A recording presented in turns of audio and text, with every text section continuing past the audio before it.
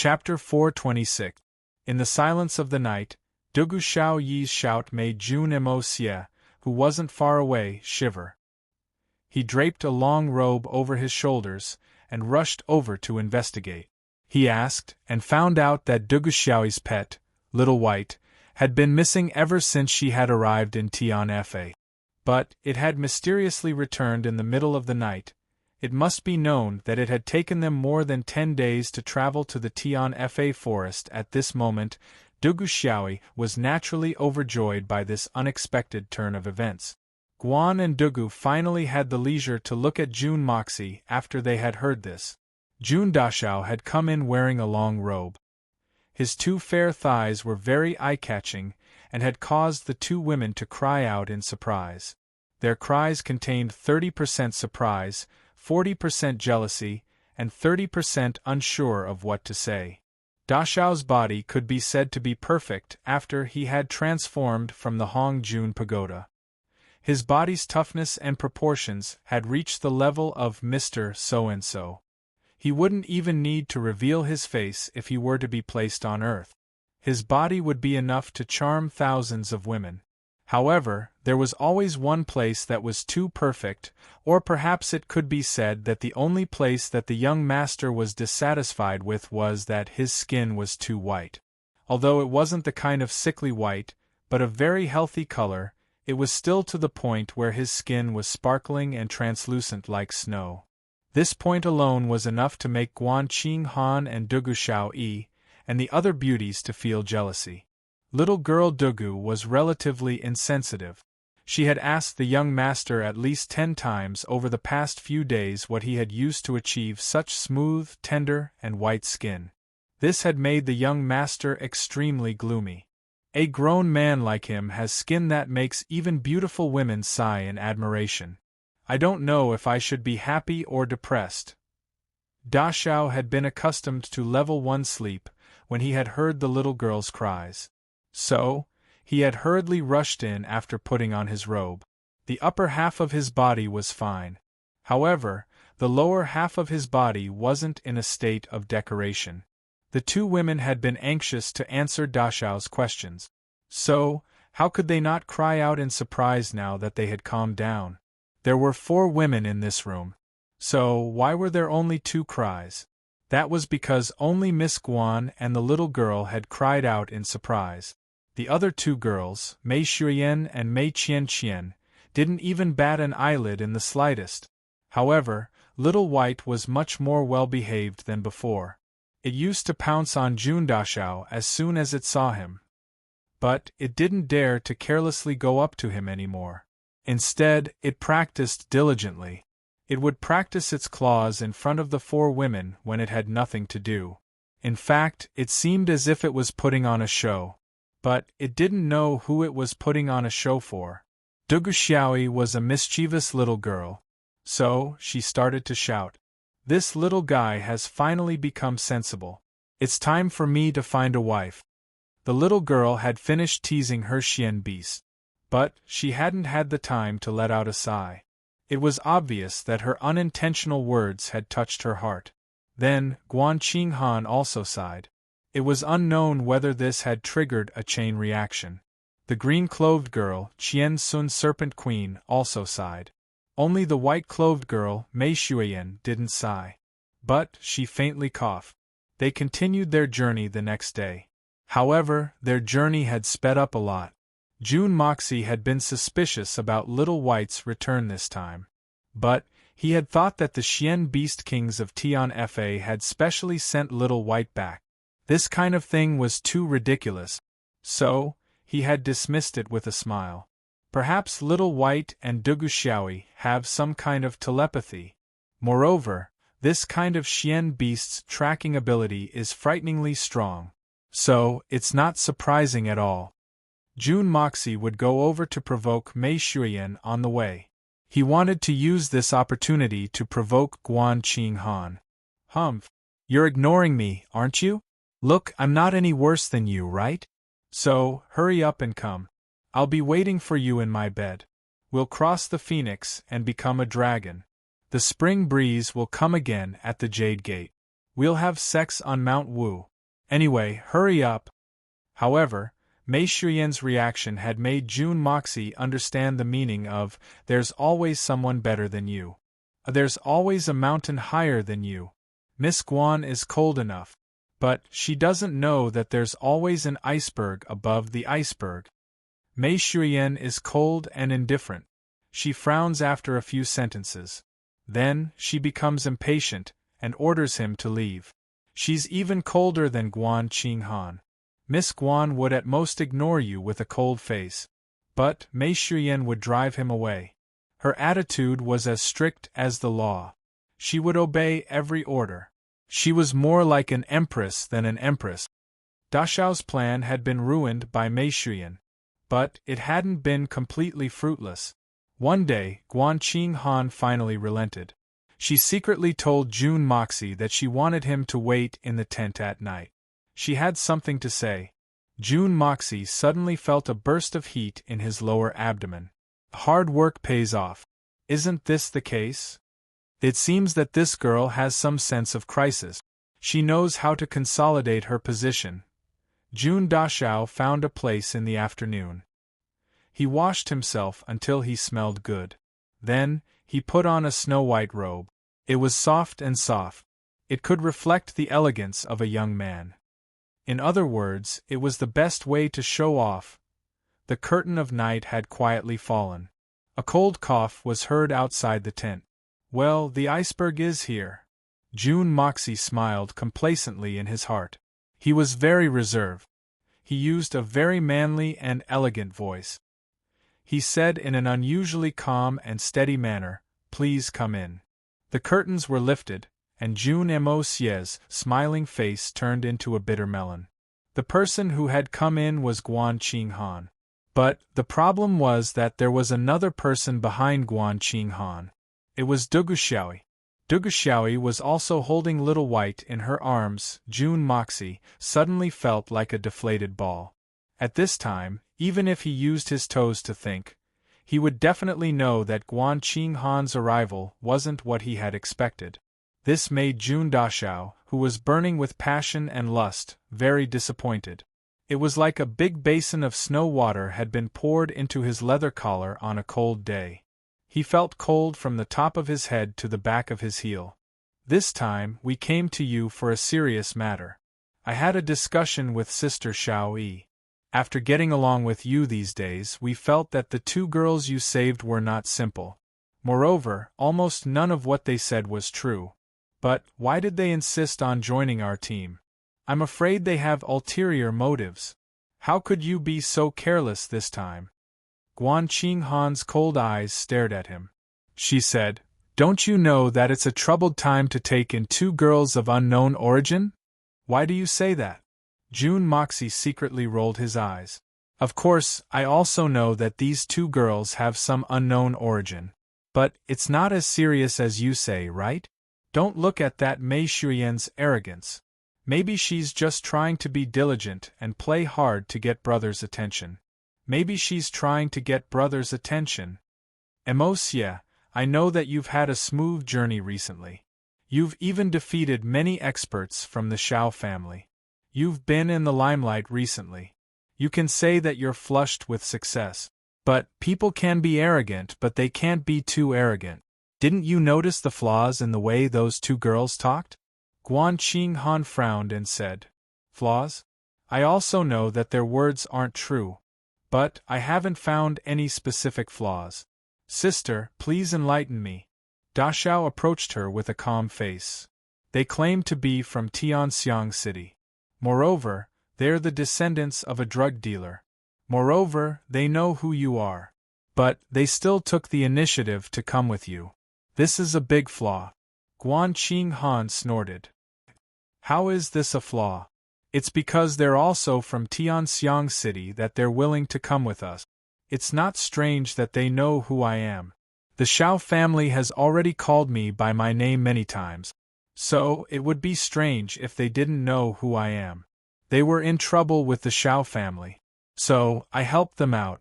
Isn't that a chivalrous act?" June Daxiao asked in confusion. Guan Qinghan was speechless. She was silent for a while. Then, she finally said, Master Jun Sunshao, don't tell me you don't know what kind of reputation you have? How bad is it? If these two women were truly from the Tianxiang city, then they would have fled as far as they could the moment they heard Jun Mosie's name. How could they possibly have rushed over? And they even took the initiative to come with us? Isn't this like sending sheep to the tiger's mouth? That's reasonable. I didn't think of this. What? Jun Moxie suddenly came to his senses. He pondered for a while. Then, he suddenly said, What do you mean? Is my image in Tianxiang City so unbearable? This sentence made the two girls burst into laughter. Brother Mosie certainly has a good image. But, it seems that I'm the only one in Tianxiang City who knows about it. Otherwise, Brother Mosie would have been cooked by someone else. Dugu Xiaoyi pestered him, and proudly hugged his arm. You're very clear about your image. Do you need me to explain it in detail? Besides, I'm very puzzled. Since when do you have an image? Guan Qing Han rolled her eyes at him and said, Their previous lies are secondary.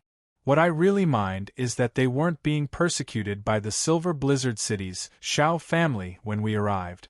Both sides were in a standoff. Note that they were confronting each other. In other words, they were at least strong enough to resist the Silver Blizzard City. But, the most surprising thing is that the white-clothed girl, Mei Shuiyan, and Mei Qianqian didn't seem to be acting strangely.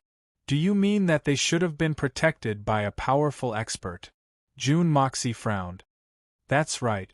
But, you and the solitary eagle didn't discover the person protecting them. That's really strange. Guan Qing Han was a woman. So, she thought very comprehensively and meticulously. It's understandable if you couldn't discover it. But, even the solitary eagle, one of the 8 great masters, couldn't discover even the slightest trace of it. So, this is a big matter. What kind of formidable strength does this hidden expert have?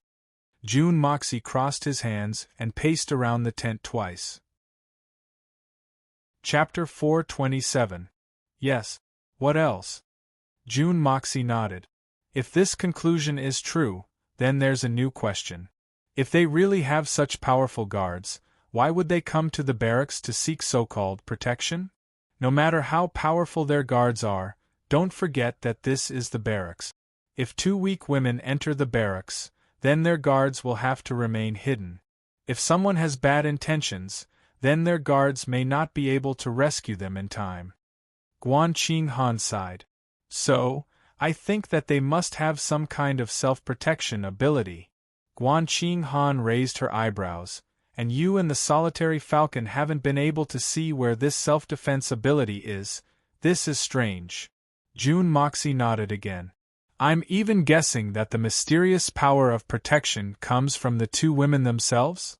Guan Qing Han finally spoke out the deepest suspicion in her heart. That's the only way to explain all the mysteries. The more Guan Qing Han spoke, the more shocked she became. If we infer from this, then these 2 women may even be stronger than Senior Solitary Eagle? This analysis is certainly reasonable, but it doesn't seem very likely. Jun Moxie nodded heavily. In any case, they haven't shown any malice towards us so far. Their only request is to bring them back to Tianxiang City. That's all. I believe that all the doubts will be solved when we arrive at Tianxiang City. Now we just need to prepare in secret. That's all I have to say. It's good that you're prepared. I'll stay with them, and I'll keep an eye on them. It's impossible for their words and actions to be flawless. Guan Qing Han breathed a sigh of relief, and slowly stood up. Jun Moxie rolled his eyes. The conversation was over, and Guan Qing Han was clearly going home. This proves that I'm still disappointed tonight. Damn it, I might as well not have taken a bath. Jun Moxie was depressed. Guan Qing Han left without looking back. Jun Moxie was listless, and was about to sneak into the Hongjun Pagoda to practice when he looked up to find that Dugu Xiaoyi was still there, looking at him with her big round eyes. Why are you still here? What's the matter? Jun Moxie rolled his eyelids and asked. He had a belly full of untimely questions. Brother Emo-sia. Duguxiaoyi pursed her lips and moved closer. Can I discuss something with you? Jun Emo-sia shuddered. Duguxiaoyi's coquettish voice made all the hairs on his body stand up. Don't. Great aunt, if you have something to say, then just say it. If I can do it, then I'll definitely agree without any hesitation. It's not a big deal, I just want, when will you let me cook it again? Duguxiaoyi's pretty face was flushed, and she was extremely bashful. But she was very determined and persistent, as if she didn't care about anything else. What? Cook it again? How do I cook it? Jun Moxie opened his eyes wide. It was true that he wanted to be cooked, but it also depended on how to cook it. His thirst didn't mean that he was so hungry that he was willing to be ravaged by the aphrodisiac again. Little grandaunt, please spare me. Pity my small arms and legs, I really can't take the torment. No. This matter is not negotiable. The little girl raised her neck. What if the two of you go back and secretly bow to heaven and earth and get married? What then? Don't tell me you want me to be your concubine?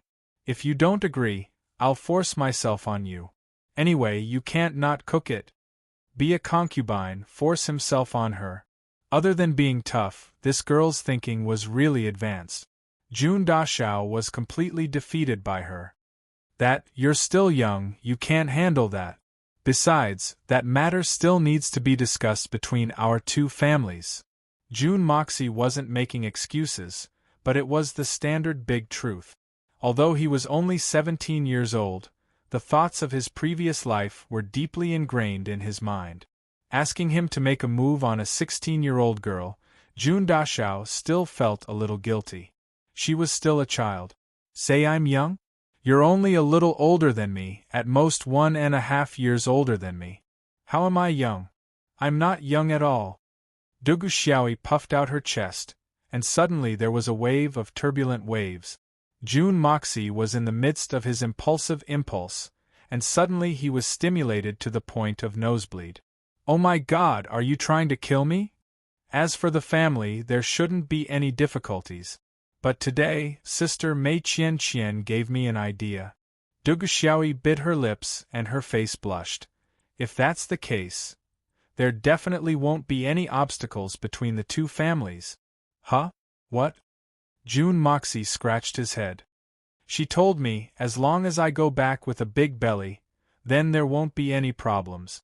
I'll just be a little tired, I can bear it. Duguxiaoyi's face was red, and her toes touched the ground, and her body twisted here and there as she whispered. What? Go back with a big belly? That's not a matter of tiredness, it's a matter of taking someone's life. Jun Dashao was completely drenched in sweat. The uproar caused by Guan Qinghan hadn't calmed down yet, and it was still brewing like a storm. If I make you pregnant again, Jun Moxie didn't say anything, and disappeared from the tent with a whoosh. If you don't want to leave, then I'll leave, all right? I can't afford to offend you, but I can still hide from you. Jun Dashao directly moved his mind, and directly entered the Hongjun Pagoda. Duguxiaoyi was bashfully waiting for a reply, and in a flash, Brother Emo-sia had already disappeared. This made this Missy unbearably angry. Jun Moxie. Humph humph humph. Jun Moxie. Humph, this Missy is considered one of the two peerless flowers in the capital, and I can't handle you? I've been peddling celery for so many years, and I still can't catch a small leak like you? It was unknown where she learned this witty phrase from, but Duguxiaoyi didn't care whether it was fitting or not, and just mumbled it out. Her eyeballs rolled around twice, and she walked to Jun Moxie's bedside and sat down. She touched here and there and suddenly let out a soft humph. She bit her lips for a long time, and suddenly made up her mind. She lifted the quilt and crawled under it. With 2 puffs, 2 small boots flew out from under the blanket. I'll let you run. I'll wait here and I'll see what you can do. Today, you're going to force yourself on me, and this Missy will fight it out with you. Duguxiaoyi snorted twice in her heart, and still felt a little shy. Forget it, I don't care so much. Dugu only felt like her heart was beating like a drum as she smelled the scent of a man in the quilt, which was completely different from hers. This smell, isn't that unpleasant? Although there was no one around, she still felt a little guilty. She sneakily peeked her head out to take a look, and there was no one around. So, Dugu boldly went back inside the quilt. She took off her coat with a rustling sound, and lay on her back with her hands as a pillow. She started to think, force yourself on me, how should I force myself on me? She waited and waited, but June Moxie still didn't come back. She waited for a while, but he still didn't come back. Then, Dugu felt sleepy, and felt that her eyelids were fighting to stay open. She yawned twice, and finally, she fell asleep. Level 1 sleep was the best way to rest, and the little lass slept very soundly. June Moxie withdrew, and went into the Hongjun pagoda. He carefully looked at the 9 swords that he had refined before, and put them back in their original places after some thought. Then, he picked a few medicinal ingredients, and prepared to refine the pills again. He had received a message from Fatty a few days ago, saying that the 2 kinds of pills that he had left in the capital were about to run out. This was his main source of income. So, he couldn't afford to cut it off. So, it was better to have a little more in reserve just in case. Therefore, June Moxie wanted to have a little more in reserve. Moreover, he coveted the pills that could increase his martial power the most. However, he could only refine the 10 years pill at the moment. However, there was another kind of pill called the bone-tempering pill that could be refined at the 3rd level of the Hongjun pagoda. The advantage of this pill was that it could transform a person's bones. It could make them more compact and more coordinated. But it didn't have any other use apart from that. However, if this kind of bone-tempering pill and a kind of marrow-cleansing pill were to be used together, then the effect would be immediate. It could transform a mediocre martial artist into a martial arts genius in one fell swoop. Regardless of whether it was the muscles, bones, blood vessels, meridians, or even the dantian, everything would be transformed once again. It would be a true rebirth. However, it was a pity that the baptizing marrow pill was a product of the 4th level of the Hongjun pagoda. June Moxie could only sigh helplessly at this moment. However, he still managed to refine a few bottles of bone-tempering pills and mysterious yang pills. In any case, isn't it good to let those stupid ox-like fellows improve the coordination of their bones and muscles? However, these were the thoughts in June Moxie's mind. However, he hadn't realized that the effect of this bone-tempering pill in the Xian continent was far greater than that of the 10 years pill. The 10 years pill could disregard one's rank and directly increase one's martial power by 10 years. Its effect was indeed heaven-defying and awesome. But it could only increase one's martial power by 10 years. Moreover, it was a one-time use. Repeated use of it wouldn't have any effect. However, the effect of the bone-tempering pill could obviously change a person's original aptitude. It could break the natural laws of bone formation and reassemble the bones. This was something that one couldn't even dare to imagine. One must know that there weren't any systematic pills in this world that could increase one's martial power. However, there were still some heavenly elixirs that could achieve the effect of increasing one's martial power. For example, the Tian Fa sacred fruit of the Tian Fa forest. However, a pill that could improve a person's body from the inside and break away from the natural laws of the world was even rarer. That was because no elixir had been able to achieve this since ancient times. He had finally succeeded in refining it. June Moxie tossed the small jade bottle in his hand, and smiled in a very complacent manner. June Moxie felt the spiritual power of the Hongjun pagoda pour into his body and replenish his previous losses. He smiled in satisfaction. My current progress is astonishingly fast. I've been unceasingly practicing the power of gold for the past few days, and this has resulted in a substantial consumption of the spiritual power in my body. But I've been able to continuously replenish it. Therefore, I've reached the middle level of the Tianxian realm. I've reached the middle level of the Tianxian realm. Chapter 428. Then, he went on to list 15 of Jun Zhantian's heaven-defying crimes. It was as if the heavens wouldn't tolerate it if Jun Zhantian didn't kill Jun Zhantian. One of the crimes was very interesting. Its specific content was: he trained his troops near the official's residence in the capital. He was suspected of intimidating the officials. Jun Zhantian immediately razed the official's residence to the ground and made it his own. Among the 15 crimes was: Jun Zhantian's grandson Jun Moxie is hot-blooded. He bullied his widowed sister-in-law. He is worse than a beast. Guan Qinghan is the eldest granddaughter-in-law of the Jun family. She seduced her uncle. She is shameless. She corrupts the family's reputation. She is obscene and lascivious. She is extremely influential. His Majesty frowned as he looked at the old man. He seemed somewhat impatient. Kong Lingyang became more and more agitated as he spoke. Then, he suddenly raised his voice. I believe that a traitor like Jun Zhantian who has committed such heinous crimes should be pushed out of the Meridian Gate and beheaded in public. Jun Wui is licentious and shameless. He has disregarded military rules. He should be immediately dismissed from his post. He should be sent to the heavenly prison. He should be tried by the 3 departments. As for Jun Mo Xie and his sister-in-law, they were filthy to the extreme and should be executed by 1,000 cuts to serve as a warning to others. Guan Qinghan is shameless. She should be given a cup of wine and a piece of white silk to show the world that the rules of Tianxiang are in order. This old man is too vicious. He wants to exterminate the entire Jun family. Dugu Zongheng and his son grinned. He didn't mention exterminating the entire family. But such a punishment was more severe than exterminating the entire family. There were 3 members of the Jun family, and he had nominated them to be beheaded. Jun Zhantian was sitting with his head drooped. He didn't ask anything. It seemed as if he was about to fall asleep. I second the motion. I also second the motion. Everyone in the hall fell to their knees.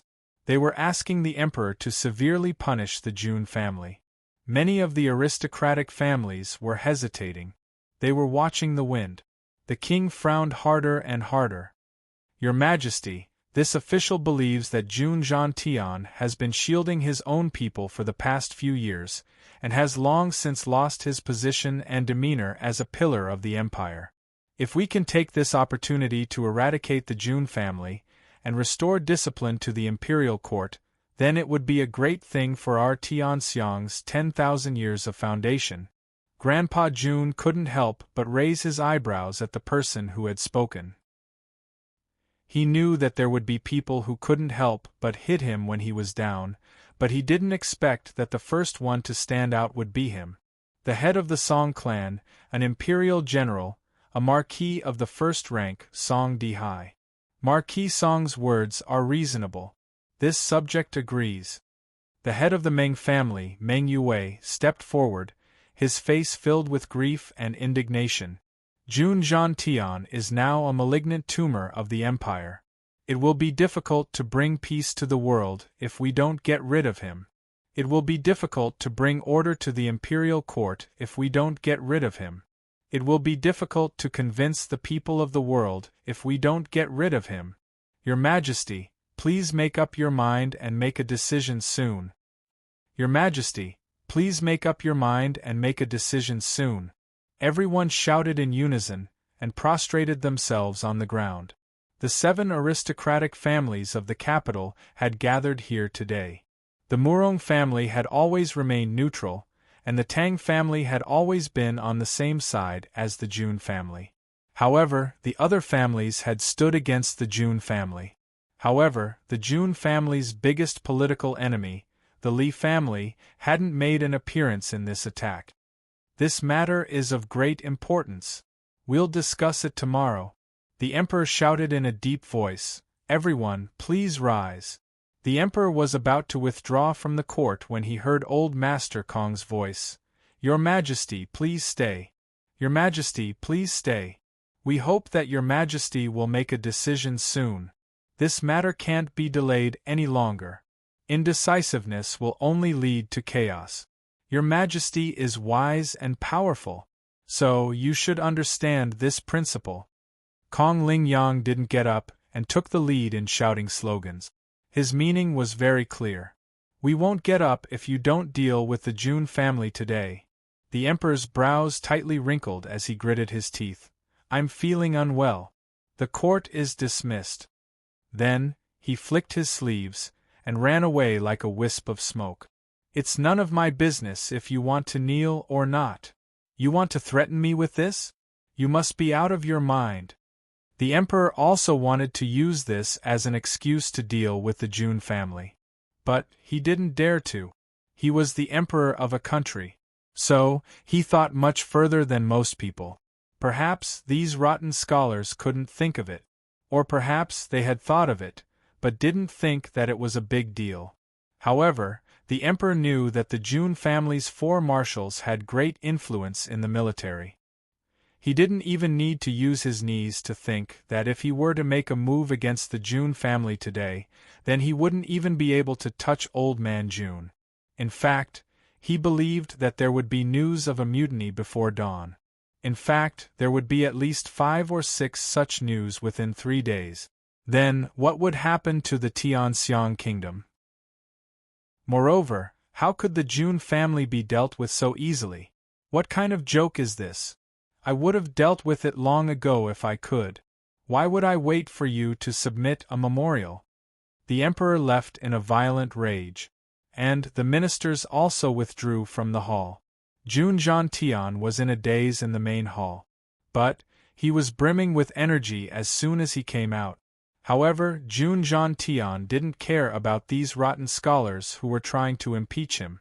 In fact, he didn't care about them at all. The Mu Rong family and the Li family would have been involved in this attack. That would have been the most serious situation. However, this small battle array couldn't arouse the old man's fighting spirit. Jun Zhantian, you raised your son, but you didn't teach him. You allowed your grandson to commit evil deed. Do you still have the face to live in this world? You just wait. You'll get your retribution. Kong Ling Yang's body trembled as he shouted. Most of the civil officials in the imperial court were under his and Mei Gaojie's tutelage. So, he was very confident that he could set off a frenzy of public opinion. Moreover, the old man Kong was certain that he could take down the Jun family in one fell swoop since he had the evidence to use against them. Jun Zhantian stopped and turned around to look at him. He snorted and said, I say, old bookworm, can't you shut your old bird's mouth? This old man is very annoyed. I don't have time to deal with you. Let's see who's better tomorrow if you have the ability. Kong Ling Yang's beard trembled in anger. You. Jun Zhantian rolled his eyes. Then, he turned around and walked away. A civil official moved closer to old man Kong's ear. Teacher, the Jun family is full of experts. Jun Zhantian is the legendary peak of Tianxian. He's the #1 expert in our imperial court. So, teacher must be cautious. Peak of Tianxian? #1 expert? So what? Kong Ling Yang's dim old eyes ferociously looked at this disciple. Then, he said disdainfully, You're nothing more than a martial artist. What's there to be afraid of? Haven't you heard of the saying, literature can bring peace to the world. But martial arts can bring peace to a region? Talent can decide the fate of the empire. Do you understand? How can a mere martial artist enter the Hall of Elegance? Yet, you didn't even think of handing over a memorial to apologize and defend yourself in such a situation. The outcome of this matter has already been decided. So, how can such an ordinary person enter this old man's eyes? Jun Zhantian is the peak of Tianxian in the old man's mind. So, what if you're Xinxian? But, you're still a martial artist. And you're a martial artist. So, it means that you have no brains. So, you're useless. It had to be said that the old man had studied Confucianism since he was a child. but it was difficult for him to step out of his ivory tower. So, he didn't have enough understanding of the dreadfulness of Tian Xian and Shen Xian. Tell everyone who isn't here today to come tomorrow. Then, we'll wipe out the Jun family in one fell swoop.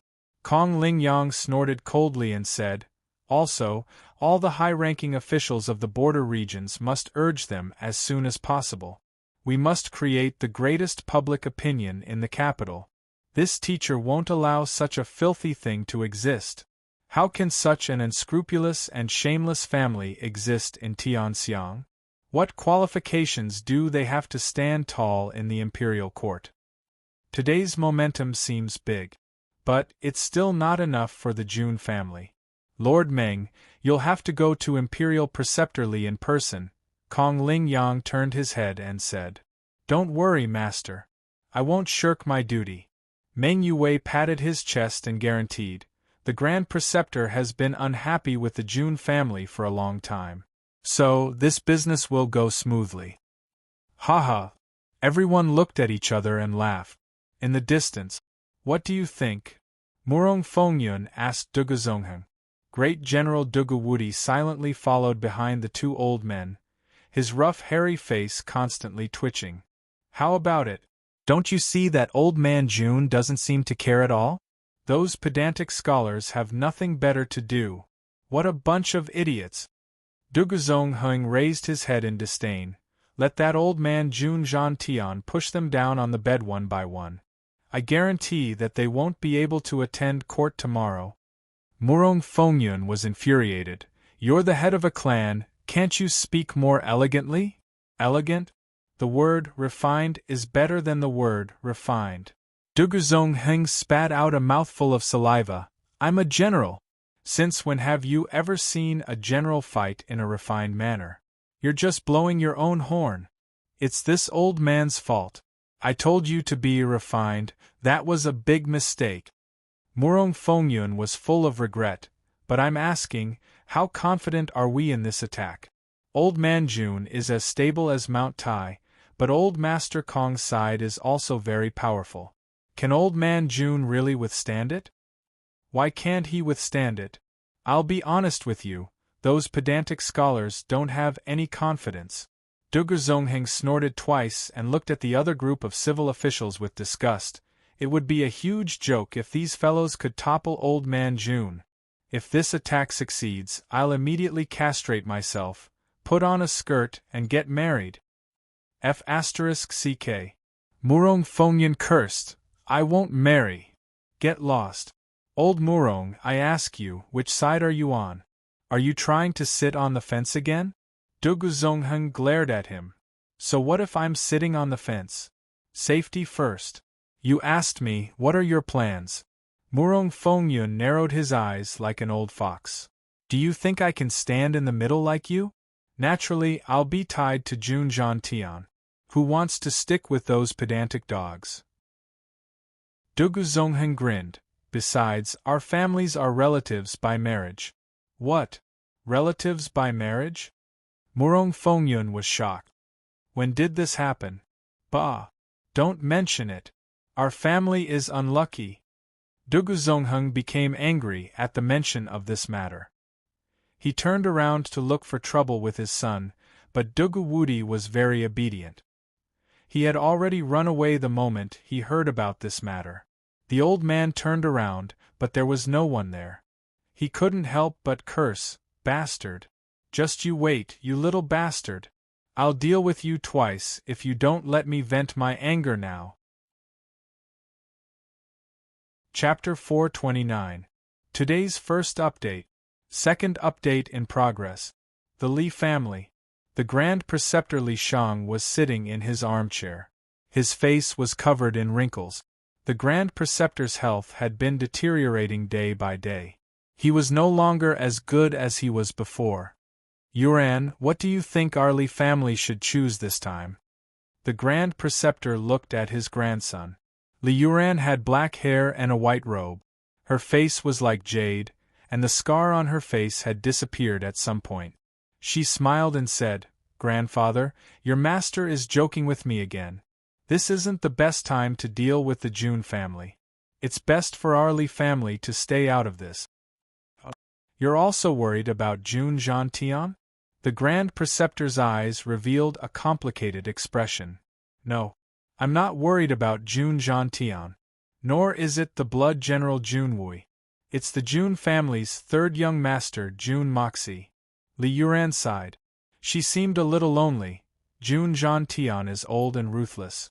He's naturally difficult to deal with. But he's a gentleman. Jun Wui stands out from the crowd. He's invincible. But he's also a man of character. Even if such people have monstrous power and invincible Xian skills, we know where their weaknesses lie. Blindly setting them up can harm the enemy invisibly. In a contest of strength and wisdom, wisdom will always prevail. But this June Moxie has thoroughly confused me. Li Yuran had a faint smile on her face. But there was a trace of doubt in her eyes. After so many years, I've never been able to see what kind of person June Moxie is, or rather, where his weaknesses lie. This is undoubtedly a fatal point. From June Moxie's childhood to adulthood, he has weaknesses everywhere. Every one of them is enough to be fatal, and the entire June family will be done for. But, when it comes to dealing with him, I've discovered that these weaknesses are merely a smokescreen. If I were to use these weaknesses to attack him, it would only backfire. Your analysis is very good. We must observe June Moxie carefully. Grand Preceptor Li Shang coughed twice. He had been quietly listening to Li Yuran's analysis. Now he spoke, but you have to remember one thing. Although June Moxie did not reveal any weakness, he is still a young man. Young man? What does Grandpa mean? Li Yuran was puzzled. Young people, no matter how talented they are, will always be hot-blooded and impulsive. Li Shang chuckled. Even someone as wise and far-sighted as you was once slapped twice by June Jean-Tian, resulting in a blood feud. I still can't forget it. In front of me, do not deny. This, to you, is your weakness. Yes. Li Yuran lowered her head and listened. Secondly, no matter how resourceful a young man is, no matter how patient he is, love will always be the greatest weapon against a young man. Li Shang narrowed his eyes. Although June Moxie has never shown it, I can conclude that June Moxie's biggest weakness is women. Women that he cares about and recognizes. Take the present, for example, Guan Qinghan or Dugu Xiaoi. Grandpa is right. Li Yuran was convinced. The older, the wiser. Of course, your heart can already be considered as cold and callous. However, some time ago, when you were plotting against Princess Ling Meng, weren't you also depressed for a period of time? Li Shang narrowed his eyes and a sharp glint flashed out. Don't tell me you didn't. Yes. During that time, I was very irritable. Li Yuran admitted frankly. Li Shang nodded with satisfaction, and the third place for a young man to attack is his family. For June Moxie, Jun Wui and June Jean-Tian are his family. Previously, when his father and brother had died, June Xie had deliberately endured it, or perhaps he had been hiding it. But in the end, he was still very young. So, he might not have been able to understand the pain of being separated by life and death. But now, he was already an adult. So, he naturally understood it. So, he would cherish it even more. But at this time, if one of them were to suddenly die, it would definitely be an immeasurable blow to June Xie. These are the 3 ways to deal with June Xie that you think you can't handle. Li Shang warned, remember, there is no enemy in the world that you can't deal with, and there is no one who has no weakness. This is very important. Yes, I will always remember grandfather's teachings. Li Yuran straightened her body and solemnly accepted the advice. It was undeniable that the older the ginger was, the spicier it was. The Grand Preceptor Li Shang was a scholar. He didn't have outstanding military exploits, nor did he have outstanding Xian strength. But he was still able to stand on equal footing with June Jean-Tian and Dugu Zongheng. So, he had his own profound points. People like June Moxie and Li Yuran were talented and peerless, but they were inferior when it came to capturing the dark side of humanity. Even June Dashao, who had lived 2 lives, couldn't compare.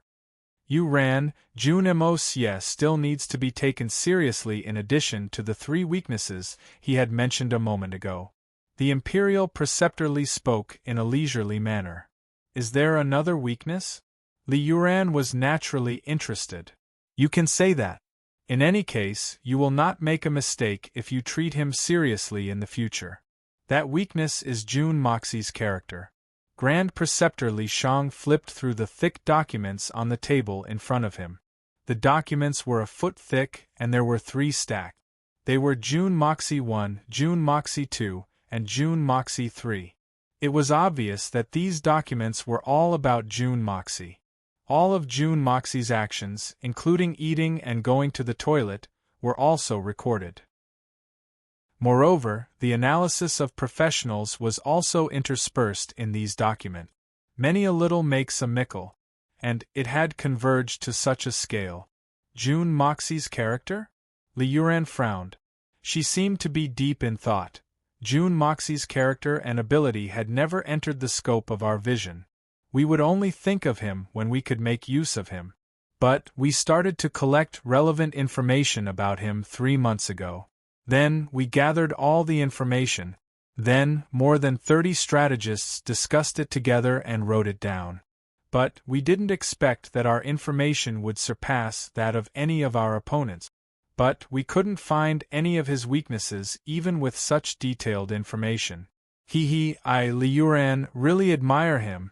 If it wasn't for Grandpa's guidance, I would have no clue at all. There was no doubt that Li Yuran's smile was very bitter. But there was a hint of heartfelt admiration in that bitter smile. That's right. June Moxie's weaknesses. Even the weaknesses that I've mentioned are just the common weaknesses of young people. Whether they can be applied to June Moxie or how to use them, we still need to think about it. If we fail and alert him, based on June Moxie's intelligence and methods, he may not give us a second chance. Li Shang coughed twice. But Grandpa mentioned that June Moxie's character is something that we need to take seriously, but he didn't explain it in detail. I'm willing to listen to Grandpa's advice. Li Yuran nodded her head slightly. Her eyes were deep. How should I put it? I've thought about it over and over again. June Moxie's character may not be his weakness. Even if it is a weakness, it is also his strength. The wrinkles on Li Shang's face became deeper. It's really hard to grasp. At least, we can't grasp it now. That's why I asked you to take it seriously. Yuran, tell me about your impression of June Moxie.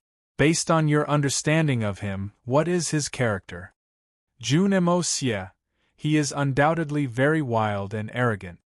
He often appears in a high-profile manner. He only needs a moment to attract everyone's attention. However, he also makes everyone loathe him. In fact, he even makes them want to avoid him. But it's only after a long time has passed that people will realize that he was the one who took the biggest advantage of that incident. Li Yuran pondered for a while and said slowly, but this person was very despicable a few years ago. It's hard to believe that he pretended to be like this. But his real change should be in the last 6 months. I don't understand this point. How could there be such a huge change in such a short period of time? It's unbelievable. Is it really hard to understand? In fact, if everything was simplified, it would not be difficult to understand. Let's assume that June Mo's innate talent is brimming with talent. But he's a man with no ambition. He doesn't want to fight for anything. He only wants to live his life as he pleases. Then, wouldn't everything make sense? Li Shang's voice was unusually dull. But his words contained a lot of meaning. Li Yuran's eyes lit up when she heard this. But she didn't say anything. She knew that her grandfather must have something else to say. If my assumption is true, then many things can be easily solved. We have always wanted to eradicate the June family. But if we don't do anything about it, the the Jun family's influence in the military will disappear after Old Man Jun dies. That's because Jun Moxie won't inherit the Jun family's power. He didn't have that intention from the beginning. It's a pity that fate makes fools of people. Others may not be aware of the changes in the last 6 months. But I'm very clear about it. Li Shang sneered softly, because 6 months ago Jun Zhantian felt mentally and physically exhausted. So, he started to make arrangements for his funeral. In other words, the Jun family's survival is at stake. So, Jun Moxie had no choice but to change. It was also 6 months ago that Old Man Jun proposed to His Majesty that Jun Moxie should marry Princess Rhyme. This is tantamount to telling Jun Moxie that I can no longer support this family. I can only do my best to make arrangements for the future. I hope that I can find a way out for the 3rd generation so that the grandfather doesn't die today and the grandson doesn't have to die the next day. However, the emperor doesn't even care about this. Chapter 430. Li Shang's voice was very dignified. Yuran, do you understand? The source of motivation for Jun Moxie's change is precisely that pressure. It is precisely this kind of strong pressure that forced Jun Moxie to stand on the stage. When all the conditions in the world force a person to change, even the most cowardly person can become a hero. But you don't have this kind of pressure. Therefore, Jun Moxie's change is unexpected, but also reasonable. Li Yuran pondered deeply. Then, he slowly nodded his head. Li Shang's conjecture was admittedly reasonable, but he would never have thought that following the path of his conjecture would only lead to more and more deviation. Because this emocia is not that emocia. Even a slight difference can lead to a huge error, let alone a wrong starting point. Regarding this Jun Moxie, Grandpa will give you another piece of advice. If you don't have full confidence that you can kill him in one strike, then you must not push him too hard. Li Shang raised his white eyebrows, smiled and said, What you want and what our Li family wants is nothing more than power. However, what Jun Emocia wanted wasn't power. In fact, he didn't even care about power. Therefore, Jun Moxie has no real conflict with us. The conflict between you and him is completely different from the conflict between me and Jun Zhantian. He ignores power? Why do you think so? Li Yuran raised her eyebrows. Who doesn't want to be a high official and have the power to overturn the world? Who doesn't envy the wonderful feeling of being above tens of thousands of people? Who doesn't want to wield the power of the world when awake and lie on the lap of a beauty when drunk? Why can Jun Moxie be independent and not think about this? He didn't believe it. He didn't believe it. In fact, this can be seen from Jun Moxie's every move. This person doesn't care about other people's opinions, nor does he care about life and death, honor or disgrace. Naturally, he didn't care about wealth, splendor, and wealth. He had the ability to spend hundreds of millions of his family's wealth with a wave of his hand, but he could also gather infinite luxury in a casual conversation. He has always been a person who looks askance at the world. He does what he wants, does whatever he wants, and is free and unrestrained. He doesn't want to be restrained at all. Li Shang sighed. He is such a person. Therefore, his goal is higher than ours. Taller than you. I don't want to admit this, but I have to. Taller than me. Taller than me. Li Yuran slowly chewed on this sentence, and suddenly felt a burst of bitterness. What he had spent so much effort to pursue was completely disdainful in the eyes of others. For Li Yuran, who had always been proud and arrogant, this was a bitter irony. Yes, higher than you. I can see your ambition, I can see it clearly. Li Shang's sparse white eyebrows twitched slightly. Your life's goal is nothing more than the throne of the human world. Dominate an area and sit on the mountains and rivers for millions of miles. Even if you can't achieve it, think one step at a time. You want to be a duke and marquis for 10,000 generations. You want to be below one person and above tens of thousands of people. This is your goal. The wonderful taste of power can make you fall head over heels. You can give up almost everything for this wonderful taste. Yes. Li Yuren's gentle eyebrows twitched. She suddenly exuded a bloody, murderous aura. Generals and ministers have no guts. Men should strive for self-improvement. The emperor takes turns to be my family's emperor. I will rise up in revolt if I get the opportunity. I will establish my Li family's everlasting cause. The Li family's dynasty. But what Jun Moxie is pursuing is obviously the kind of superpower that transcends all living things. It's the kind that transcends the Emperor's power. For example, the Silver Blizzard City. Or the Shuehun Manor. Li Shang sighed, and His Majesty is also very clear about this point. Therefore, he is much more tolerant than before. Of course, he is also very regretful. Grand Preceptor Li smiled meaningfully. I can understand His Majesty's regret after listening to Grandfather's teachings. But why is His Majesty even more tolerant than before?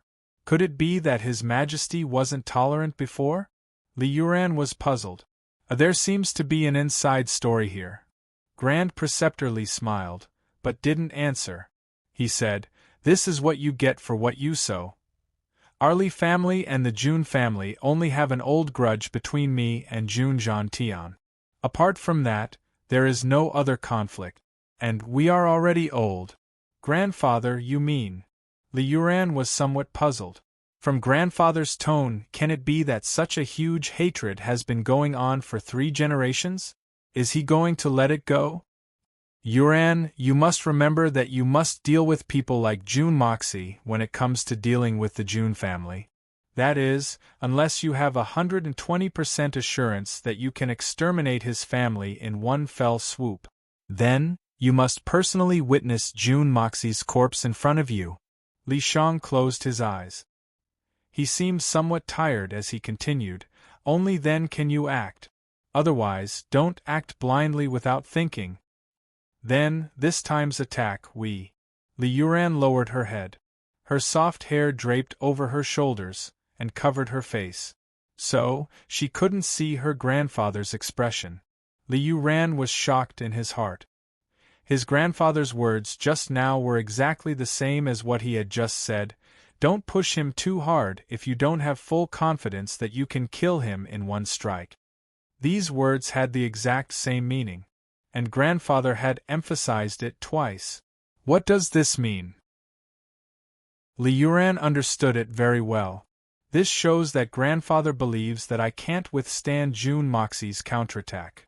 And the Li family's doomsday will come if Jun Moxie counterattacks. Li Shang didn't say this clearly. But both grandfather and grandson were well aware of it. Li Yuran couldn't accept this point of view. "Everything will go according to your plan. You should know better than me what to do. I can't express my opinion on everything. The future of this family will ultimately depend on you. So, as long as you think it's right, just do it. Don't worry about my feelings." Grand Preceptor Li closed his eyes tiredly and waved his hand. "You only need to remember 2 things. Based on the current situation, don't go against His Majesty. As for Jun Moxie, you must be extremely careful. Keep everything under control. Don't provoke the bottom line of these 2 people. That way, our Li family will definitely be able to hold on until the clouds disperse." Li Yuran was silent. The conversation between the grandfather and grandson had finally come to an end. Although it was still early winter, Li Shang's room was already lit up with a big brazier. Previously, Li Yuran had always felt that it was too early to light the brazier at this time. It was too hot. But, after today's conversation, Li Yuran suddenly felt a little cold. The cold went all the way to his heart. This kind of cold feeling made his abnormally tall and straight body shrink a little. He couldn't help but lean closer to the brazier. His handsome face was deep in thought. There was an extremely complicated expression on his face. He was indignant, unconvinced, and a little disappointed. Could it be that I'm that much weaker than him? I've been pursuing it bitterly, but I can't get it now. Yet, he hasn't even considered it. Unknowingly, that June Moxie has already surpassed me by several levels. Is he really that powerful? Is he that hard to match? Li Yuran sighed deeply. Li Shang squinted his eyes as he lay on the soft couch. He sighed inwardly. He naturally knew what his grandson was thinking. But, apart from analyzing the pros and cons, he could only rely on Li Yuran himself. Reporting to Master, young Master. The Meng family's head, Meng Yue, requests an audience with the Master, a servant reported from outside the door. Tell him that the Grand Preceptor isn't feeling well. He needs to recuperate. So, he can't receive any guests. The young Master has gone out to deal with some matters. So, he hasn't returned yet. Li Yuran's voice was full of exhaustion. Meng Yue's arrival must have been to discuss with the Li family how to deal with the Jun family. But Li Yuran was extremely unwilling to hear the words Jun family. Everything would have to wait until this storm had passed. Li Yuran smiled bitterly as he looked at the 3 thick piles of information on Jun Moxie. Then, he suddenly picked up a pile of papers and threw them into the brazier one by one.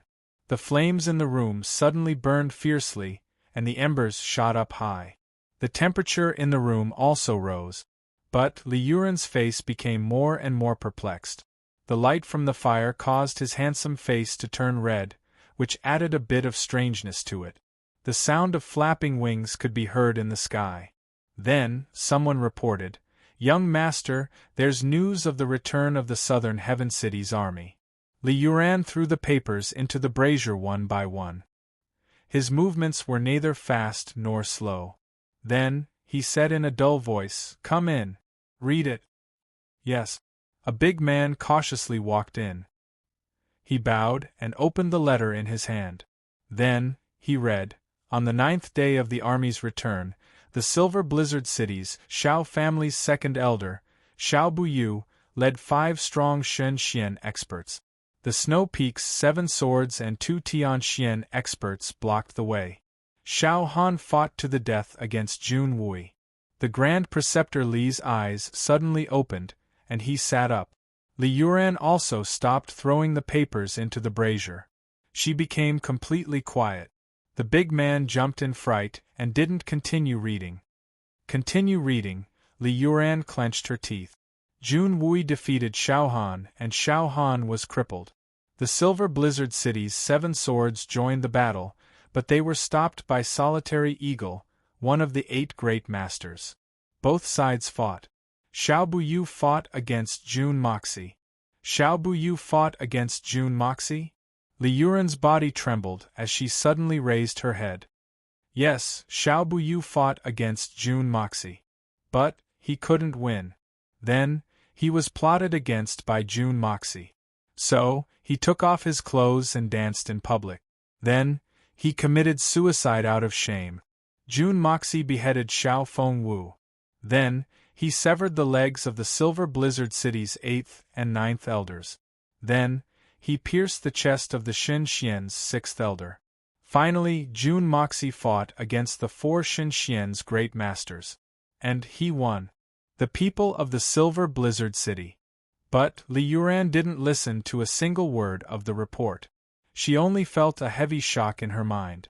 Then, her vision turned black, and her blood rushed to her head.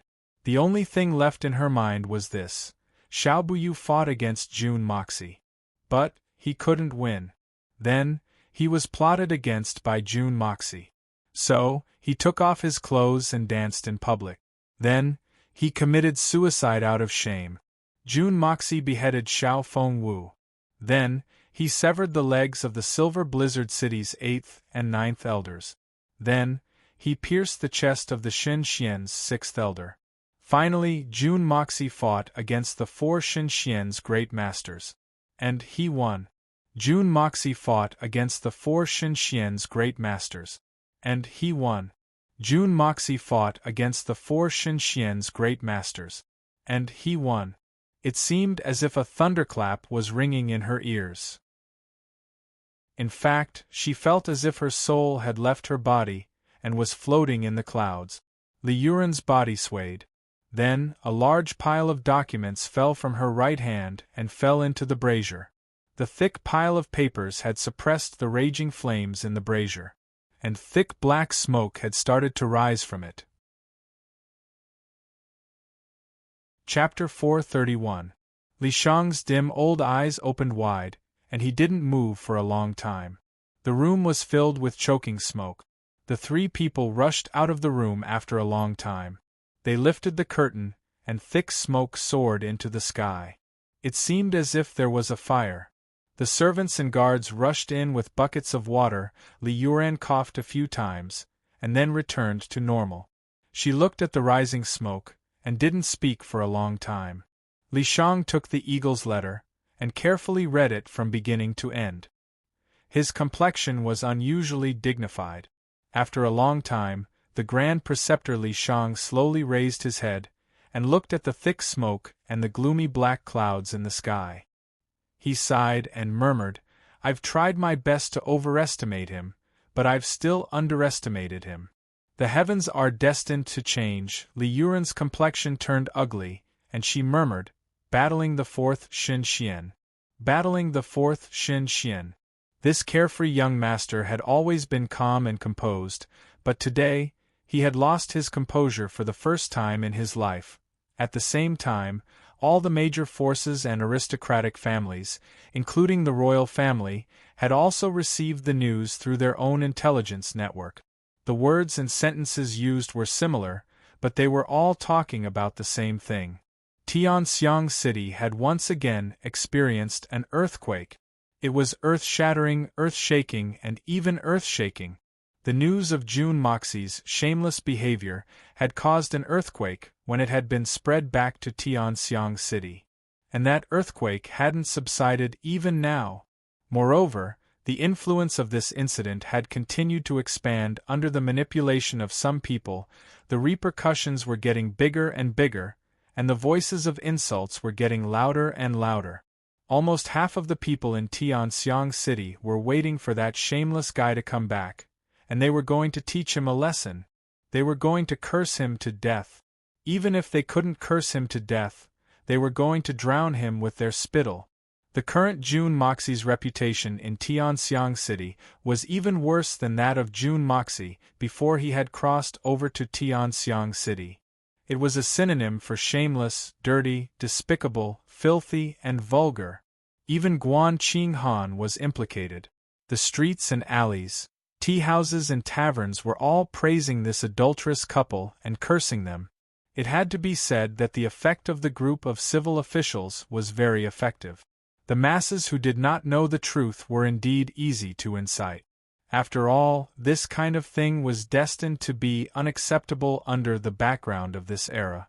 Therefore, the literati successfully turned the city into a sea of condemning June Moxie. It was believed that as soon as June Moxie entered the Tianxiang City, he would immediately be drowned by these voices. Even if the young master could turn a deaf ear to it, could Guan Qinghan do the same? Could she withstand such an embarrassing situation? But now, this latest shocking news was like a bomb exploding, or perhaps it would be more appropriate to call it a nuclear bomb, setting off an even more turbulent uproar. Everyone who heard the news had the same reaction. Dumbfounded, as if they had been struck by lightning, and they couldn't believe it. Apart from the group of pure literati who were still somewhat disapproving, everyone else felt as if they had lifted a rock and dropped it on their own feet. Jun Sunshao is so fierce. How can he be so fierce? He actually single-handedly fought against the four great Xinxians, and won a complete victory. Damn! Everyone who knew what Xinxian was felt a chill in their hearts. One person single-handedly fought against the four great Xinxians? Isn't that at the level of a supreme? Isn't that invincible in the world? Doesn't that mean that the current June family is already equivalent to a super-existence like the Silver Blizzard City? Or even an ultimate existence that was even more powerful, making things difficult for such a terrifying force? Isn't that looking to die? Some people quickly stood up to clarify the truth. They had just started spreading rumors yesterday, and now they had to step up to clarify it. However, once the rumor was spread, no one could control what kind of effect it would have. As the saying goes, it is better to guard against the mouths of the people than to guard against a river. Not to mention this kind of strong gossip? It would spread even faster. Not to mention that those were not just rumors. Most of it was the truth. As for those pure literati, they only knew the difference between the civil and the military. They only knew that all things are inferior, but only knowledge is superior. They only knew that Xian cultivators were martial artists, or in other words, the legendary rangers. Even if it was Shen Xian, he was only a slightly more advanced martial artist or a ranger. However, even if he was a legendary ranger, he still had to accept the restrictions of the law. Nothing could be accomplished without rules. These people did not believe that there was someone in this world who could really transcend the imperial power and stand alone in this world. In fact, when a martial artist reached a certain realm, he or she could even override the imperial power. To them, this kind of theory was even more ridiculous. The land under the heavens belonged to the king, and the people who ruled the land belonged to the king. The matter of Jun Moxie killing Shen Xian reached the ears of Mei Gaojie. The old man curled his lips, snorted twice, and said, "His crimes haven't been judged yet, and he's already involved in a murder case. This Jun Moxie is so cruel, heartless, and stubborn. 10,000 deaths won't be enough to atone for his crimes. The world won't be at peace if he doesn't die." A murder case, such an earth-shattering event had shocked the entire world. But it had become a criminal case in the mouth of this old man. In short, the current Tianxiang city was like a public toilet in midsummer. A brick had been thrown into it after a rainstorm, and the maggots had been stirring up in a frenzy inside the imperial palace. The emperor was complaining to his wife and daughter in front of the empress when he received the news. You say, this Jun Moxie. Can't he just calm down for a bit? First, he created a big mess in the capital. Then, he patted his buttocks and went to the southern heaven city. Then, he went to the southern heaven city and behaved himself. But, he stirred up such a filthy matter. Everyone would have laughed at this matter if it had happened to someone else. But, it happened to Jun Moxie. So, it's undoubtedly the best opportunity to attack. Don't forget that Jun Moxie had insulted those great scholars in front of all the civil and military officials. Moreover, that old man Jun Zhantian has always looked down on the political side. So, how could he not throw stones at someone who's down the well? The emperor's expression was very pained. He seemed to be exasperated at the fact that Jun Moxie hadn't lived up to his expectations. The empress sat on one side with an unusually cold expression. It seemed as if she hadn't heard these words. But it also seemed as if she had heard them. Princess Raimu's face was somewhat gloomy and anxious. She was looking at her father with an anxious expression on her face. This kind of situation had been happening in the imperial palace every once in a while. The main purpose was to find an excuse to talk to the empress. But, this time, the topic of conversation was Jun Moxie.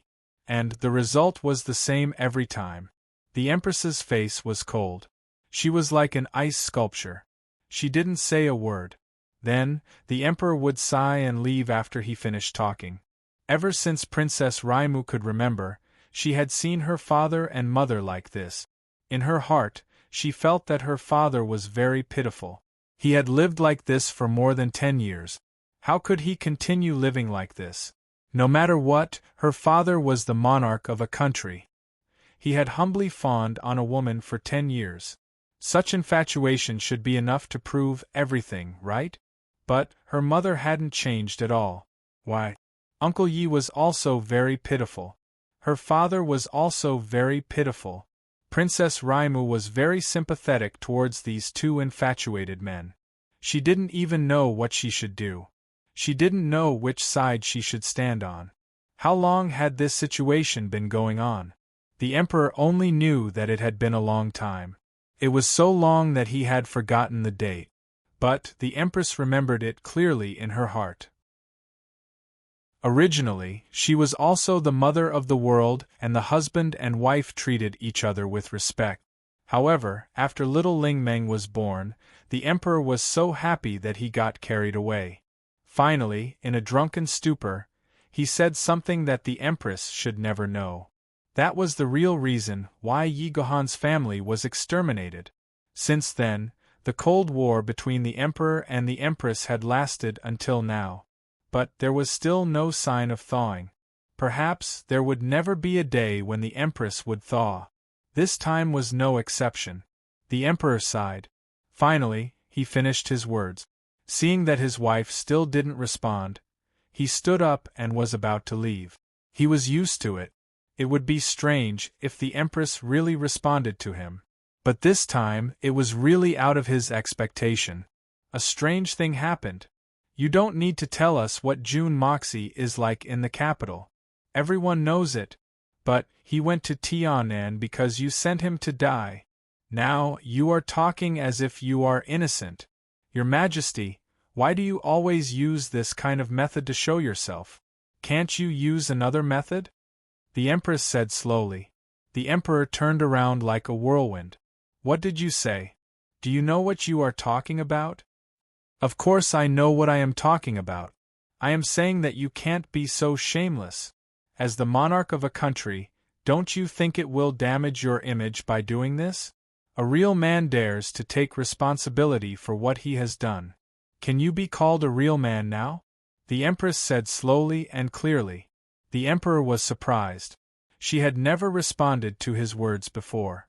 He had also mentioned June Moxie before, but she had never said anything. But today she was totally different from her usual self. Moreover, for his sake, he deliberately inverted the truth and sharply rebuked him. This was the first time in more than 10 years. Why? All these years, he had always felt guilty towards her. He had always wanted to make it up to her. After all, it was a dream of his when he was young. In her memory, the Empress had always been dignified and elegant. She had never lost her temper. Even if she was unhappy, she would rarely speak so sharply. She had only been so agitated once after she knew about that incident. But today Princess Raimu looked at her father and mother in fear. She was used to the Cold War between them. Raimu couldn't imagine the changes outside of the Cold War. She didn't know what to do. I am shameless? Why do you always say I am shameless? Why do you say I am shameless? The Emperor was furious. I am the Emperor. I have to think for the whole country. I have to think for the people. What did I do wrong? I hold up the sky for billions of people. Why can't I be called a real man? Chapter 432. For the country? For the people of the world? What a great reason, what a dignified one. Why don't you say that you're thinking about yourself? Because of your selfishness. Because you are afraid of death. Because you're afraid of being overthrown. That's why you're suspicious of everyone. You don't trust anyone. You don't dare to trust anyone. You would personally promote a person, and then when he reached a certain position and had a certain amount of strength, you would personally beat him down into a bottomless abyss, never to reincarnate. You would then use this to announce to the ministers that you could do anything with a flip of your hand, and that there was nothing you couldn't do. Furthermore, he used these incidents to make one point clear to the officials. Those who obey him will prosper, and those who oppose him will perish. Do you still think that you are so noble? No. Is it true that those who follow will prosper? Those who obey you may not necessarily prosper, but those who defy you will definitely die. The Empress looked at him bitterly, and her eyes were as cold as ice. But now you can't do anything, can you? That's why you're so emotional. Nonsense. What a womanly view. What do you know? The Emperor roared. In front of the Empress, he felt that all his restraint and pretense were completely useless. He could not control his anger at all. I'm spouting nonsense? Am I wrong? Did I wrongly accuse you? Then let me ask you, why was the Yi clan exterminated? The Empress laughed sorrowfully and suddenly stood up. Why was Jun Wu Hui killed? Jun Wu Meng, why was he killed? Jun Mo Yu and Jun Mo Cho, these two youths with limitless prospects, why did they die so young? Why did they die so young? Why was Jun Wui disabled for 10 years? Why did Dugu Xiong's corpse disappear? These things. All these things. How much do you know? How many reasons do you know? It was as if a scar deeply hidden in his heart had suddenly been exposed. His Majesty felt a heart-wrenching pain, an indescribable embarrassment, and even panic. His face began to convulse. He had originally thought that since the Empress had finally opened her mouth, he would argue with her for a while and then argue again the next day. As they slowly argued, perhaps the relationship between husband and wife would return to normal, but now, he could no longer control his anger. The Yi family, Jun Wu Hui, Jun Wu Meng, Dugu Xiong, these names were like sharp steel needles that had pierced deep into his heart. In an instant, he felt as if his heart was bleeding.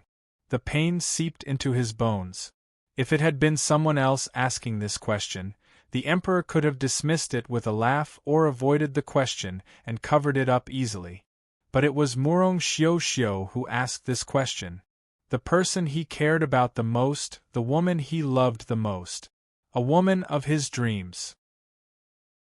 She was the woman that he had dreamed of since he was young. He had been longing for her ever since he was a prince. In order to get her, he would not hesitate to pay any price, not hesitating to personally create the most disgraceful conspiracy in his life. Fortunately, she had finally become his woman. For her, he was willing to pay any price to ascend the supreme throne and rule over the world. For her, he had deposed the original Empress. For her, he had endured for more than 10 years. For her, everything was for her. She had finally gone one step further and become his Empress. But the happy days that he had longed for only lasted for a short 2 years. Everything would remain the same, but the people would change. Now, all that was left was the title of husband and wife. Between them, there was almost no connection at all. He had dreamed of it countless times at night. He hated her to death. He did not hate her for being unfaithful to him, nor did he hate that he could never win her heart. But he hated the person who was in her heart. If it wasn't for that person, everything would be different. This time, the assassination attempt on Princess Raimu and Yi Gahan's serious injuries had exacerbated the rift between them. So, he hated her even more. He had heard that that person was crippled. Not only was his right hand cut off, but his Xian Qi was also destroyed. He would never be able to hold a sword or practice martial arts again. He was even more crippled than Jun Wui. Ha ha ha! When the Emperor heard this news, he felt a kind of cruel pleasure in his heart. This made his face a little twisted and a little spasm. I don't know much. I don't need to know much. But I only know one thing, and that is enough. Isn't that enough? She looked at him languidly. You weren't this excited even when the number one family, the Murong family, is in trouble. Why do you lose your composure when the Jun family is rising? Why? Can you give me a reason? Reason? What reason? What reason is there? A woman, talking about national affairs. You have your own world. You should live your life well. Why do you care about so many things? The Emperor became anxious and walked back and forth in big strides. Haha, I have a lot of things. After the 3 Jun brothers died and were crippled, the once glorious Jun family gradually declined in 10 years. There was no successor. You have been very happy, haven't you? You don't feel threatened anymore, right? You used the fall of a peerless divine general and the defeat of 400,000 soldiers in exchange for a happy feeling in your heart. What a good deal. Your Majesty must be very happy, right? The Empress said mockingly. Seeing the Emperor's wretched and irritable appearance, she actually felt a trace of inexplicable pleasure, as if she had vented her hatred. Thus, her words became even sharper. What do you know? What do you know? What do you know? The emperor rushed over with a black face. His voice was shockingly loud. He no longer cared that his daughter was by his side. He opened his eyes maliciously. Do you know how unstable our throne was in those days? Our position was in imminent danger. The Tianxiang Empire was strong on the outside, but weak on the inside. Do you know how serious it was? You don't know. The emperor bent down and waved his hand angrily. He then roared, You don't know. You never knew. You only know how to blame. You only know how to complain. You only know how to have baseless suspicions. You don't know. You don't know anything. Do you know how much I had to pay in order for us to reach this point? There are many things that I don't know. But I know one thing. And I know very clearly that everything had changed since Jun Wu Hui had taken command of the army for the first time. The Yu Tang Empire and the Shin Ci Empire still don't dare to invade our borders. Isn't this all thanks to the Jun family? Don't tell me you still dare to deny it? But you wanted such a talented and ever-victorious god of war to die. They had to think of every possible way, and use every method they could and couldn't use, and every method they should and shouldn't use to kill him. I still don't understand why you were so short-sighted at that time. Princess Raimu's body shook. She covered her mouth with her small hands. She was about to let out a cry of alarm. Her eyes were full of horror and despair. Father, don't tell me you're right. Jun Wu Hui was a god of war and a famous general. No one in the world could compare to his divine foresight and strategizing. I admit all of this. I've never denied it. The veins on the emperor's face were bulging. His eyes were burning with fanaticism. The two empires didn't dare to invade our borders easily because of Jun Wu Hui and Jun Zhantian. I know all of this. Do you understand? I know all of it. I know it very clearly. I know it much better than you. The emperor roared in a low voice. His eyes were crazed. Why did you do it if you knew? The empress stared at him. Don't tell me that you wanted to be the emperor of a subjugated nation? But, do you know all of this? Did you know that only the Dugu family controlled the western side of the four great armies of the empire? Moreover, that side was the weakest one. Jun Wu Hui had 800,000 soldiers under his command. 800,000 soldiers.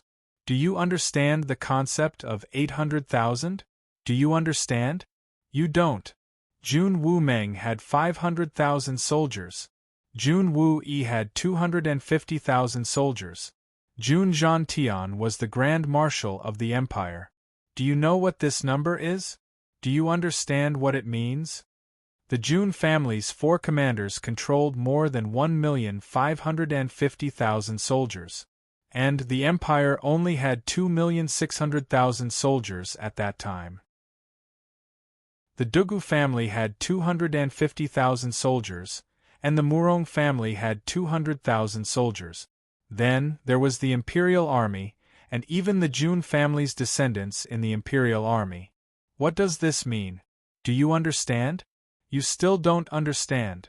So, I'll tell you now. The Emperor's eyes were bloodshot. He lowered his head and said fiercely, This means that we can only wait to be killed if the Jun family decides to rebel. This means that my head. His Majesty pointed a finger at his own head and roared, I have always been under the same blade. It will be separated from my neck as long as this knife wants to fall. Do you understand? If you were me, would you allow such a family to exist? Disgraceful. But the Jun family has never rebelled. I know this, and I believe that you know this as well. I've always known this. Empress Lengling looked at him. She looked at him jumping around. Her eyes were still bitingly cold.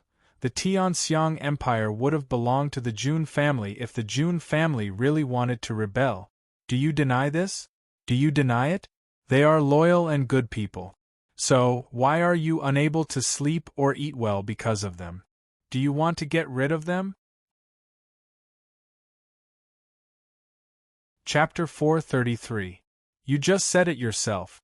How could I not know that the 4 generals of the Jun family are loyal subjects and good generals? I know it better than anyone else. Every monarch dreams of having such generals, but they can't sleep or eat in peace. I'm no exception. At that time, we had gained the upper hand against the 2 empires bestowed by the array god, Yu and Tang. We could have killed our way into their capitals as long as I or Jun Wu we wanted to. The war was already at its last moment. But I would have given up the opportunity to unify the world at that time.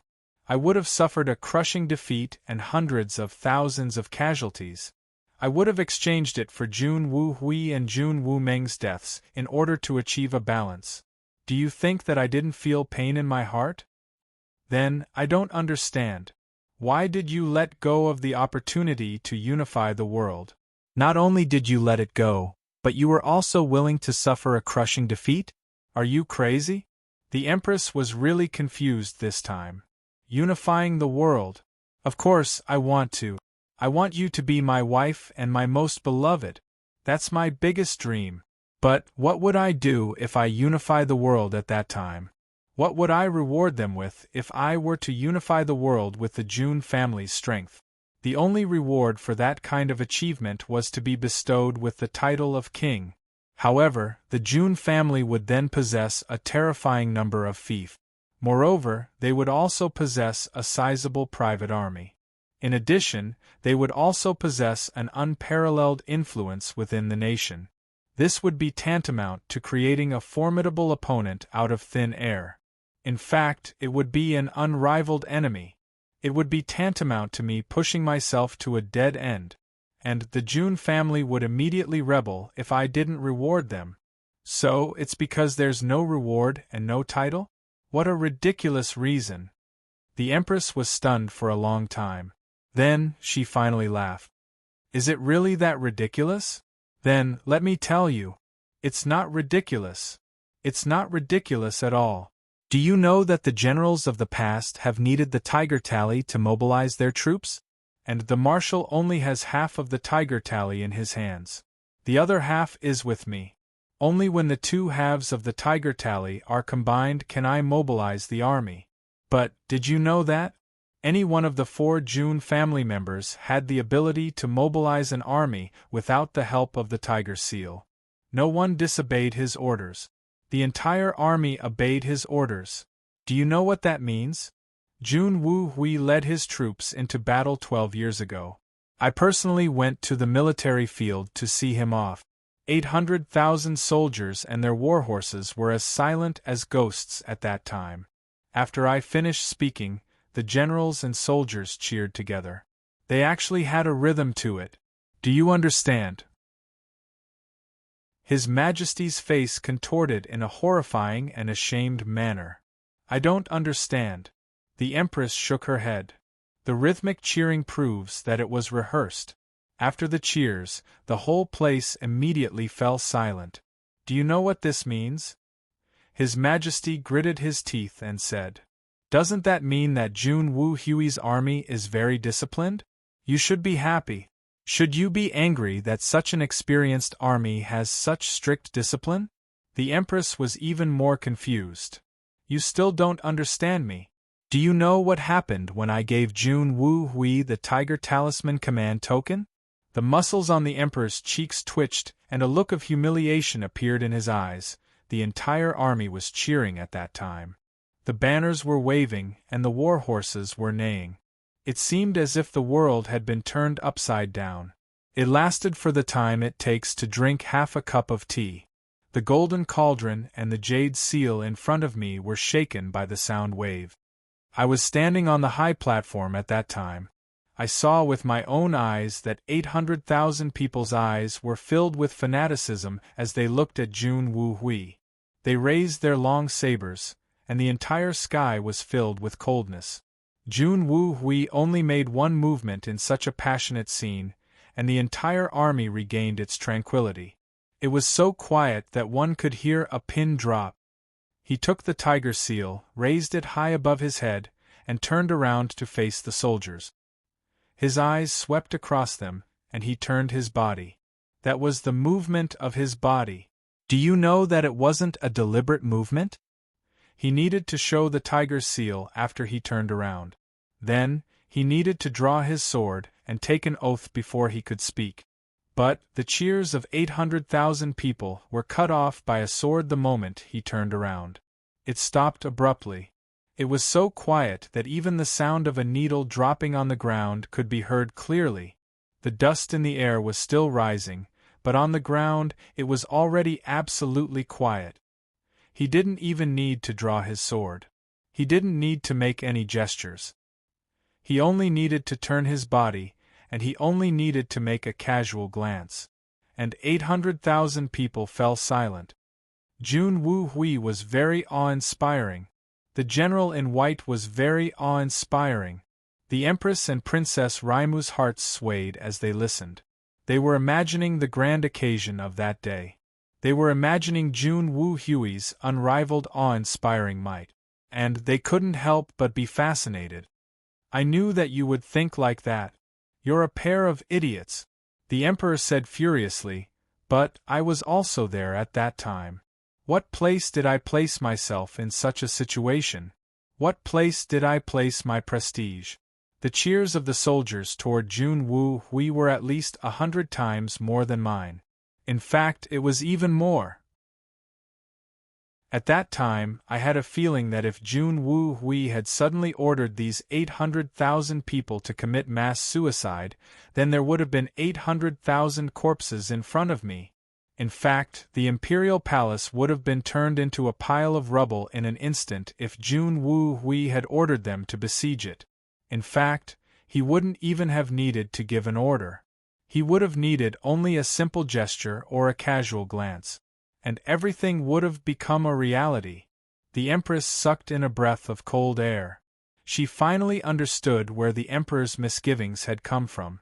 Jun Wu Hui's influence was so huge that it was appalling. It was already very frightening that he could intimidate the Emperor.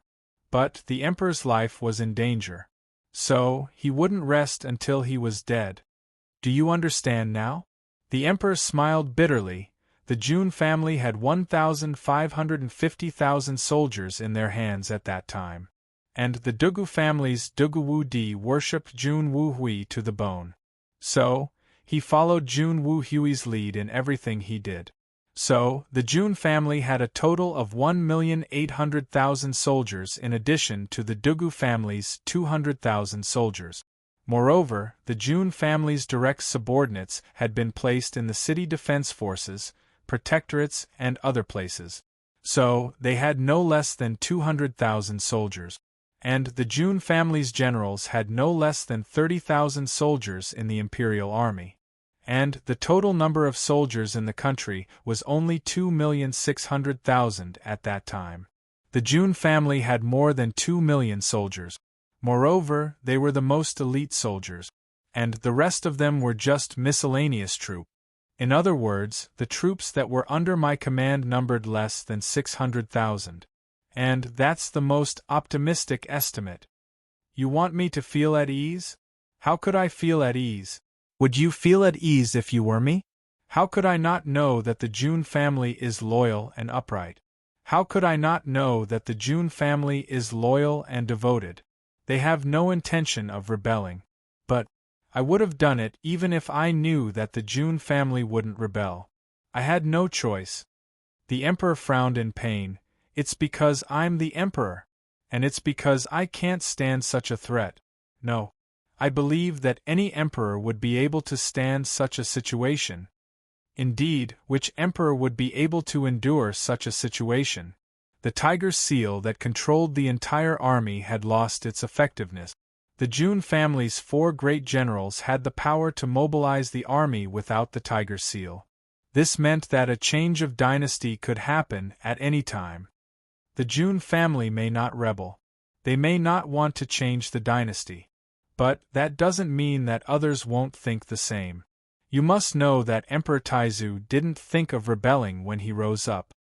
He loyally supported the Tianyu dynasty when it was in a precarious situation. But it would have been too easy for his subordinates to rebel. All they needed was a mutiny and a yellow robe. They could have forced him onto the road of the Emperor, and he couldn't turn back. I've learned from my mistakes. Do I still want to hold on to my naive fantasies and wait for death? The Emperor's voice was filled with grief and indignation. You're a descendant of the Murong family. Don't you know about Murong Qianqiu? Tianxiang Empire's predecessor was the incomparably glorious Tianyu dynasty. The ancestor of the Yang family had a brilliant military record. He was as brilliant as Jun Wuhui. He was invincible, and he was loyal to the imperial family. But his general, the ancestor of the Murong family, Murong Qianqiu, had failed to persuade him to rebel. So, he had led his troops to attack the imperial city, and beheaded the Tianyu emperor and the crown prince. He had no way out from then on. He had slaughtered his way through the mountains of corpses and seas of blood to establish the Tianxiang Empire. And that mutiny had led to the Tianxiang Empire's current state. And the Murong family had established the Murong family's glory because of that success. There was only one Murong Qianqiu under the emperor's command.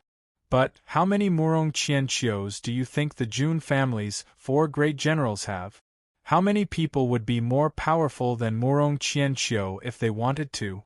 More serious? Let me tell you. There are at least 20 people who would be willing to risk everything for the Jun family. And Tianxiang Empire would be done for as long as one of these 20 people stands up. Do you understand? You're being too soft-hearted. The Emperor roared in a low voice. His voice was full of helplessness and pain. Any emperor would want to take a peerless talent like Jun Wuhui under their command. They would go on expeditions to expand their territory. As for me, when I have such a peerless talent, I still have to use all my means and methods to destroy him. Do you know how much pain I feel in my heart? Who doesn't want to bring peace to the world as an emperor? Everything under the heavens belongs to the emperor. Everyone who commands the land belongs to the emperor. The world trembles with a single order. The sea shakes with a single sentence. No one dares to disobey my orders. Who doesn't want to? I want to die too. But I have to give up. But have you ever thought that the Jun family's power was given to them by you? How could they have reached this level if you hadn't given them such power? Murong Xiu stopped halfway through her sentence. Chapter 434. You don't want to delegate? Can you? Can you? Tianxiang was besieged on all sides at that time. Jun Zhantian was injured and could no longer manage the military. Dugu Zongheng was a brave man and couldn't handle the situation. The Yu Tang Empire sent 600,000 soldiers to invade the east. The Shen Xiai Empire sent 500,000 soldiers to attack the west. The Hai Shao Empire sent 400,000 soldiers to invade the southeast. The northern grasslands king sent 400,000 soldiers to invade. The Tianxiang Empire was besieged on all sides. At that time, I ordered Jun Wuhui to lead 200,000 soldiers to fight against the Yu Tang Empire's 600,000 soldiers and the Hai Shao Empire's 400,000 soldiers. Jun Wu Meng and Jun Wui fought against the northern grasslands wolves, while Dugu Wu Di and Murong Feng Yun sent 200,000 soldiers to fight against the Shen Xiai Empire's 500,000 soldiers. In this way, the Tianxiang Imperial Army was also transferred out, leaving less than 10,000 soldiers to guard the capital. At that time, I believe everyone thought that Tianxiang was finished.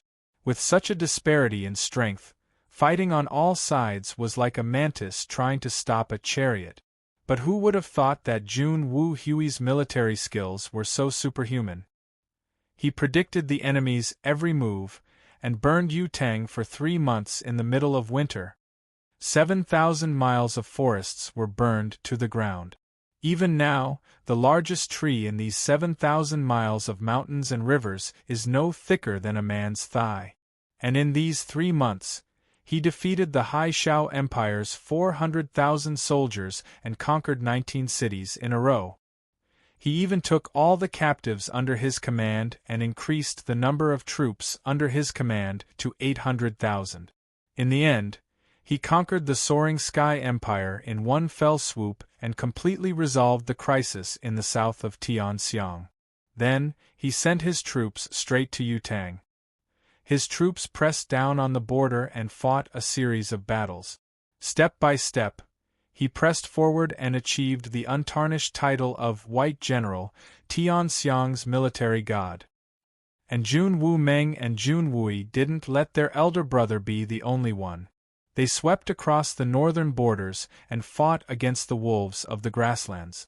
From being at a disadvantage, they gradually equalized the situation. Then, they marched straight into the grasslands. I remember that back then, Jun Wui was only 19 years old.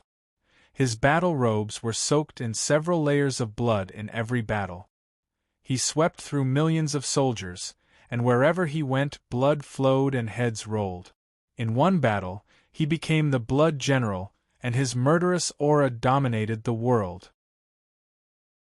Jun Wu Meng was cold and merciless, enforcing the law like a mountain. His strict management of the army was rarely seen since ancient times. His words were the law, his orders were strictly executed, and his actions were swift and decisive. In every battle, he slaughtered all the captives, leaving no survivors. He was known as the iron-blooded god of war. It is also because of him that the population of the Great Grasslands has rapidly decreased and has yet to recover to this day. They do not dare to take a step recklessly against our dynasty. The prestige of the Jun family's 4 great generals spread throughout the world from then on. Following that, the battles in the north and south never ended. The prestige of the Jun family was growing stronger and stronger. The reputation of the White General, the god of war, and the Blood General was also growing stronger and stronger. I wanted to reduce the military power in just a few years, but it had already reached an uncontrollable situation. The entire world knows about the Jun family's 4 great generals, but not many people remember the Emperor of Tianxiang. The Jun family had already ruled over tens of thousands of miles of mountains and rivers. In fact, it wasn't just the mountains and rivers of Tianxiang, but the entire world. His Majesty the Emperor sighed as he spoke till here. Heroes are created by circumstances. This is a true saying. In just a short 3.5 years, every family in the Tianxiang Empire started to worship the memorial tablets of Jun Wu Hui and the others. Jun Wu Hui and his 2 brothers became the living gods of war of the Xian continent. They became an immortal legend. But to me, such a legend is like 3 extremely sharp steel knives. Steel knives that are hanging over my head. The entire nation rejoiced after the crisis was averted. But the nation's finances were also depleted, and they were struggling to move forward. But the empire's army had reached an unprecedented period of prosperity. The empire's territory had also reached an extremely glorious level. It had looked down upon the world, and the heroes of the world didn't even dare to look at it. The 4 seas were at peace for a while, and the external troubles had been eliminated. But the crisis in my heart had come so quickly. I believe that Tianxiang will become the ruler of the world when the world is at peace. Perhaps it will be Jun Zhantian or Jun Wu Hui. But it won't be me. And that's because Tianxiang may not be Tianxiang at that time. Princess Raimu's blood was boiling as she listened. She had heard about Jun Wu Hui's military exploits from countless people. But her imperial father was talking about his past glory from a high position. And it had touched Princess Raimu's heart. Such a heroic man. Jun Wu Hui. However, Jun Mo Xie was the only flesh and blood of this world-shaking hero. I can understand your concerns. In fact, I can even agree with them. But you plotted against Jun Wu Hui, Jun Wu Meng, and Jun Wu Yi. So, why did you plot against Jun Mo Yu and Jun Mo Cho as well? The Empress' voice carried a hint of understanding. But she didn't understand. Her voice was still sharp. They were only children at that time. And they were the descendants of Tian Xiang's greatest heroes. How could you bear to do that? How could your conscience be at peace? Jun Mo Yu and Jun Mo Cho were young. But they were already in the embryonic form of talented commanders. After a series of battles, his reputation in the army had risen to a point where it was as bright as the sun in the sky. If such a genius commander were to find out one day that their father and uncle were killed by my scheme, what would the result be? I've already betrayed the Jun family. So, what if I betrayed them again? I'd rather betray the entire world if they were in danger. Who in the world wouldn't I betray? The Emperor smiled sinisterly. Besides, there was no war in the Four Seas at that time. So, they were the only ones facing Yu Tang. Moreover, Yu Tang had been retreating in defeat. In fact, they had already sent envoys to sue for peace. I was afraid that there would be no more wars after that. So, I took advantage of the fact that their wings hadn't grown yet. And there's one more thing. The Jun family's deaths. I was merely pushing the boat forward. The Silver Blizzard City was the one who killed them. It was the Shao family. It wasn't me. What a powerful reason. You're truly shameless. The Empress sneered, but you're still slowly suppressing the Jun family after all that you've done. Only an old man, a cripple, and a debauchee are left of the Jun family. But you still haven't let them go. Why is that? What powerful reason is there for you to do this? Why? You're asking me why? The Emperor opened his eyes wide. He looked at her as if she was an alien. You're the one asking this question? You don't know? I really don't know. A family of meritorious officials, a family of heroes who had saved the Tianxiang Empire, they no longer had the ability to shake your emperor's position. However, they had always been suppressed by you for so many years, and they had never stopped being suppressed by you. I really don't understand. Why is this happening? Is this the so-called heart of an emperor? You'll betray them even if they don't betray you? The Empress' eyes turned even colder. Because I'm also a human. Do you understand? The Emperor lowered his voice and roared. Every time I face Jun Zhantian, my conscience will be uneasy and my heart will be filled with guilt. Do you understand guilt? I feel sorry for him. I'm sorry for the Jun family. So, I feel bad every time I see him. I feel like I've lost face. My conscience is uneasy. My guilt will be gone as long as they're all dead. They'll disappear from my eyes forever. Do you understand what I'm saying? I understand. You've already betrayed the Jun family once or twice. So, what's wrong with doing it again? I'd rather betray everyone in the world when I'm in danger. Who in the world can I not betray? You've harmed your benefactor. You've harmed the heroes of the Empire. But you've done it for the sake of your conscience. The Empress was left speechless.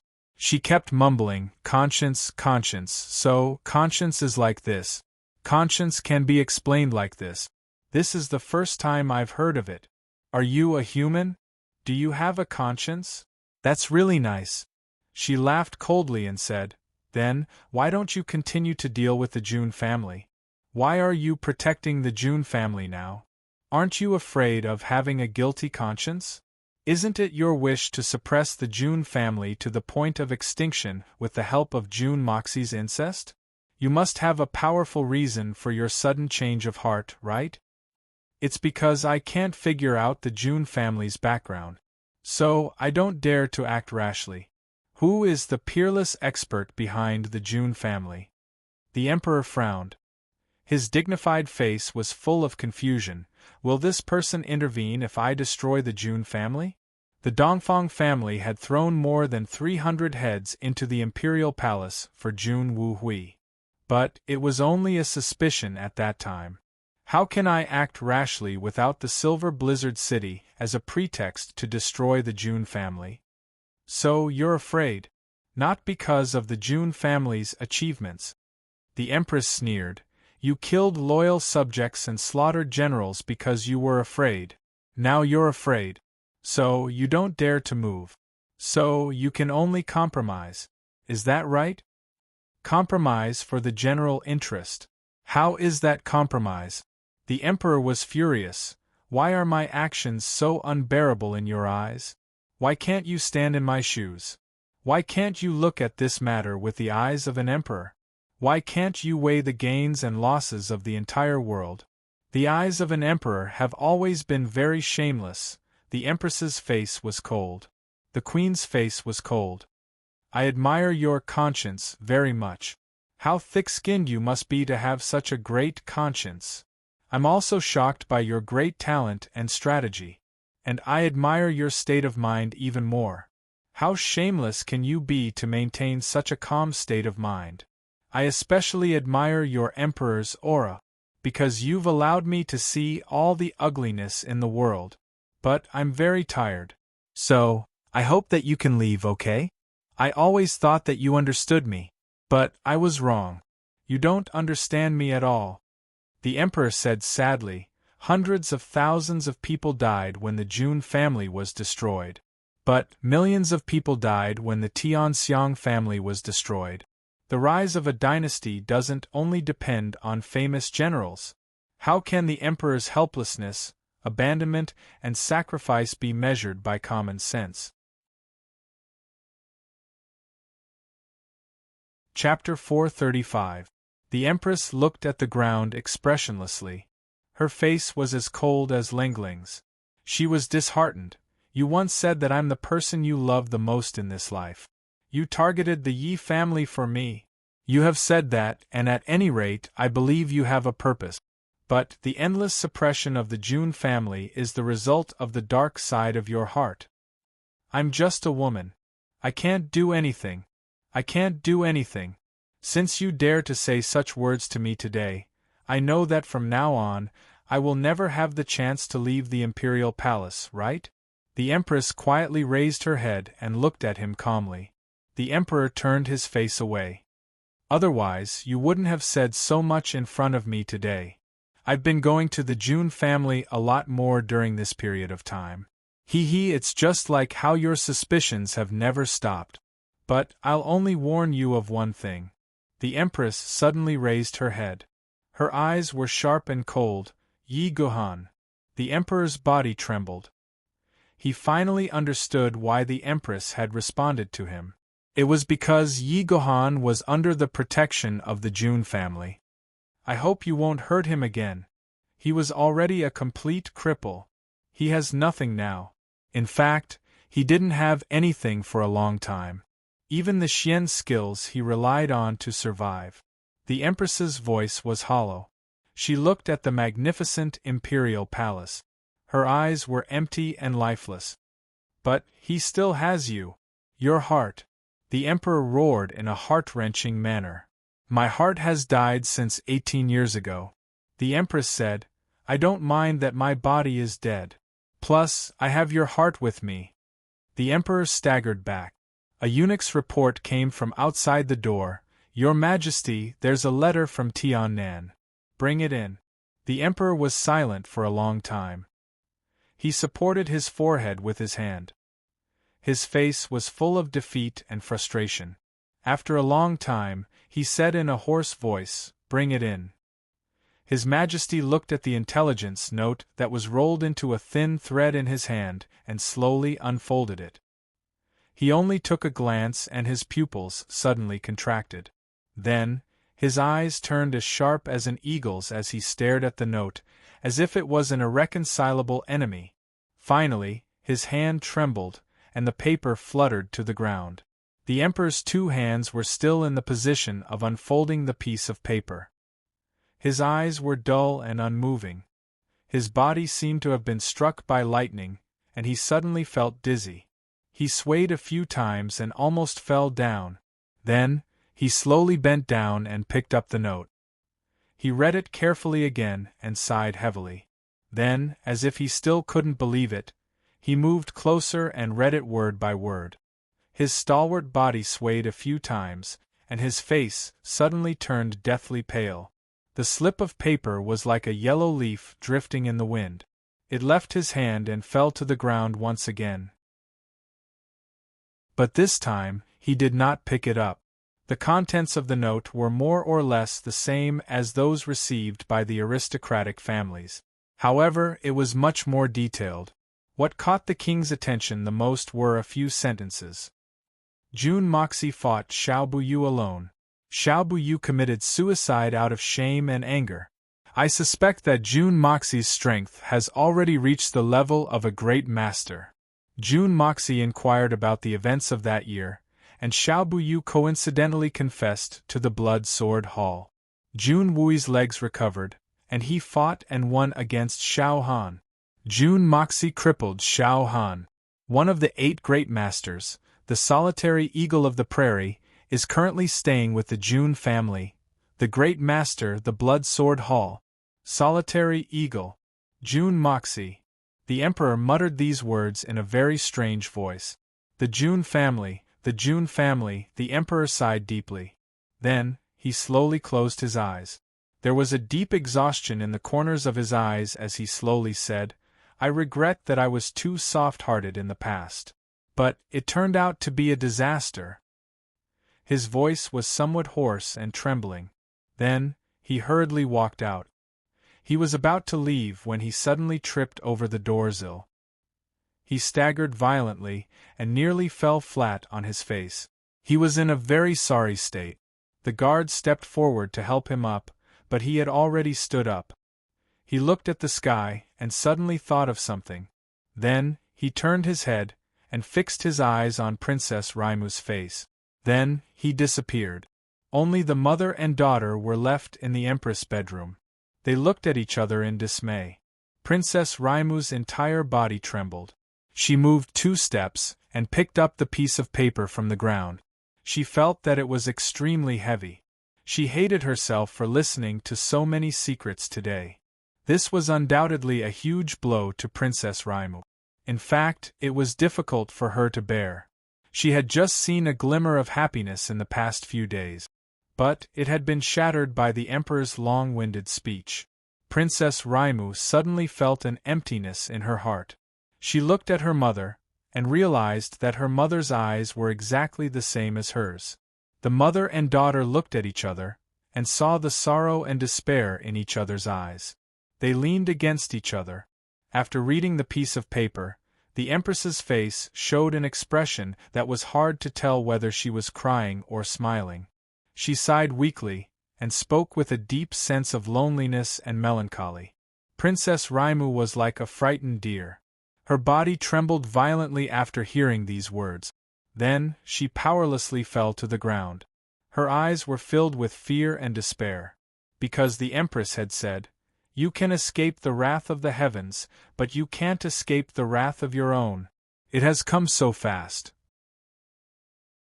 Heaven's Law and Retribution. June Moxie. Jun Wui. Tian Xiang is finished. June Moxie and Jun Dashao, who had been in the limelight in the eyes of others, had not been peaceful all this time. It could even be said that his journey had been filled with trepidation. His eyes were filled with thorns, scars, and vicissitudes of life. This was because there were too many strange things that accompanied the young master. It could even be said that there was a peerless expert that was specifically targeting him, carrying out endless and continuous pranks on him. It made Jun Dashao very annoyed. It was impossible to guard against it. There was nowhere for him to hide. For example, when he was riding a horse with a large group of people, a flock of crows suddenly flew across the sky. Then, the crows suddenly had diarrhea. Wasn't that ridiculous? That wasn't all, because everyone was fine. The crow's excretion was accurate. Only young Master Jun and his horse were completely drenched. No normal person would have thought that a flock of crows flying in the sky would have diarrhea. Jun Dashao was also a normal person. So, he didn't think of it. So, he was at a disadvantage. The smell was so stinky that it made people want to vomit. So, what about Dashao, who had become the poop? There was another time when he was eating with the soldiers in a circle. He was eating happily when he had eaten more than half of the rice. But a cockroach crawled out from the bottom of the bowl. It was actually alive. If the above examples had only happened once, it would have been strange and outrageous. But it could still be explained as coincidence. But if it happened a second time, a third time, or even a fourth time, it couldn't be explained as coincidence anymore. Moreover, it wasn't over yet.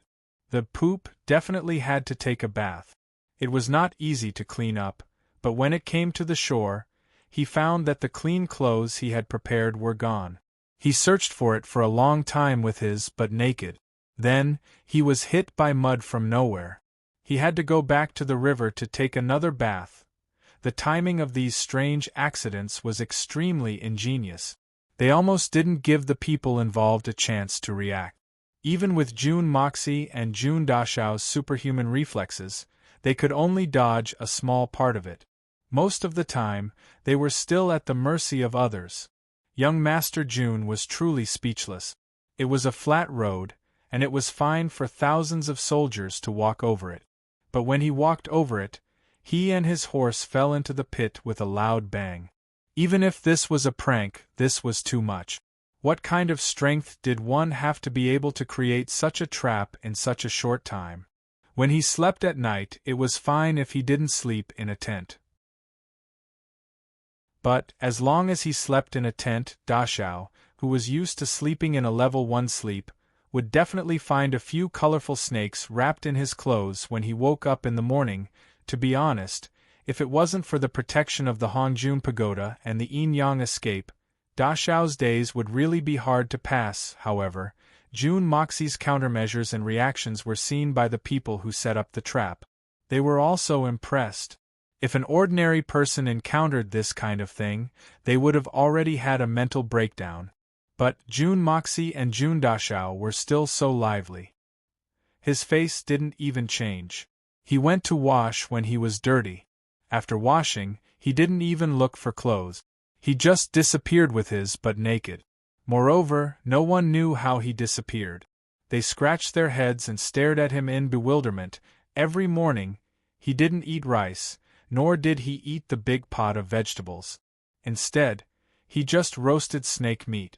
Moreover, he ate it with relish. Even the group of soldiers also ate their fill. It would be a pity to waste such a fat snake. Qian Sun Serpent Queen saw this. She gritted her teeth. If there were crows and other birds flying overhead, Jun Moxie would shoot them down from afar. Then, he would ignore those that were not tasty. Naturally, if there were delicious ones, he would have a meal of wild game.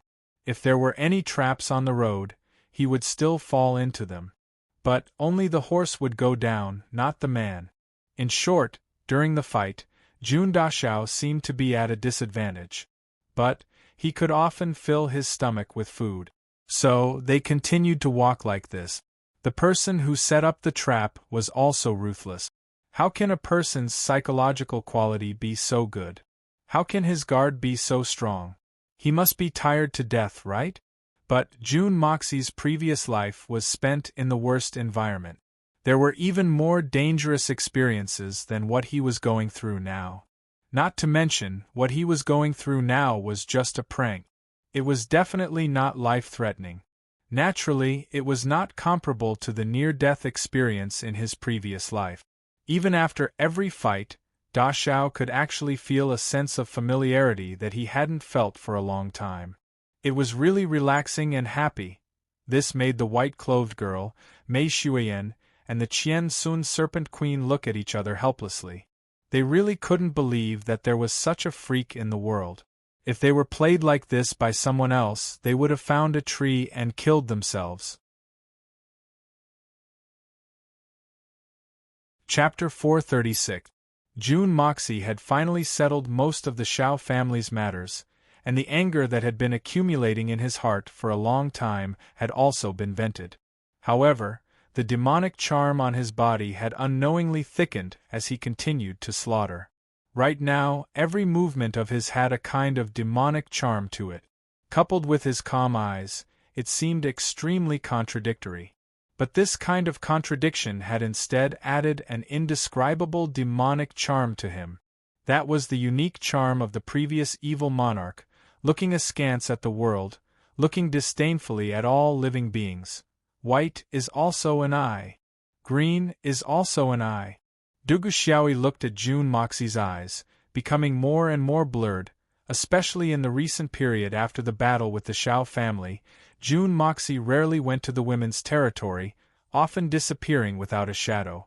Although Guan Qinghan was still able to keep her composure, Dugu Xiaoyi really couldn't bear it, often running around looking for Dashao. Of course, her efforts didn't have the slightest effect. Because during this period of time, Jun Moxie really came and went like a ghost, rarely staying outside. Most of the time he stayed in the Hongjun Pagoda, wholeheartedly cultivating, improving his own cultivation.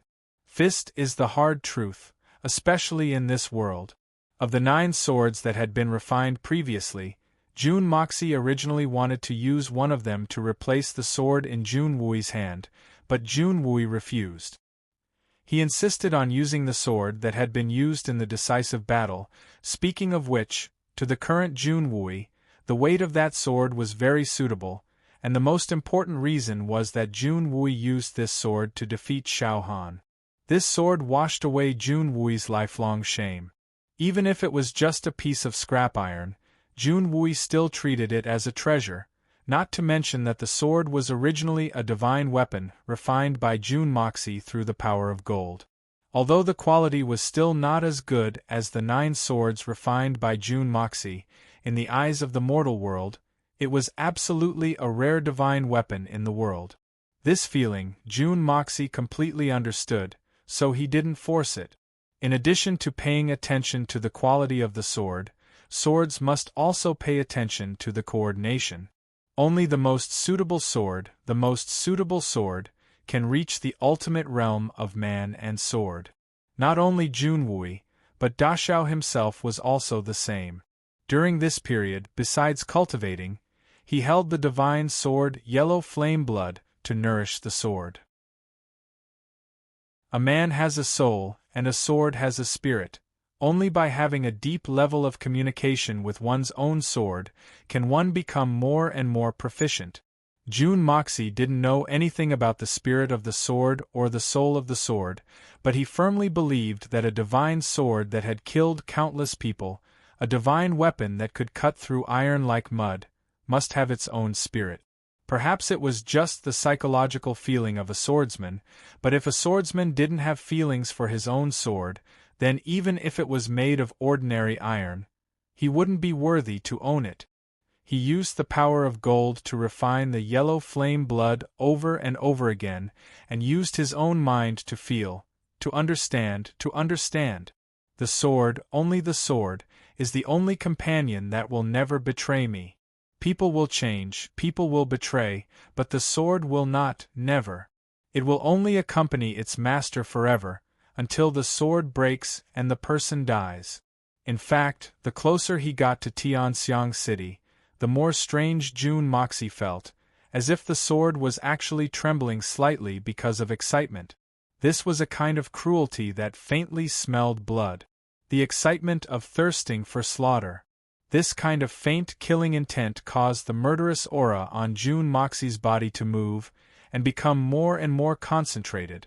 So much so that Dashao's face became more and more silent, his eyes became more and more demonic, and his heart beat more and more intensely.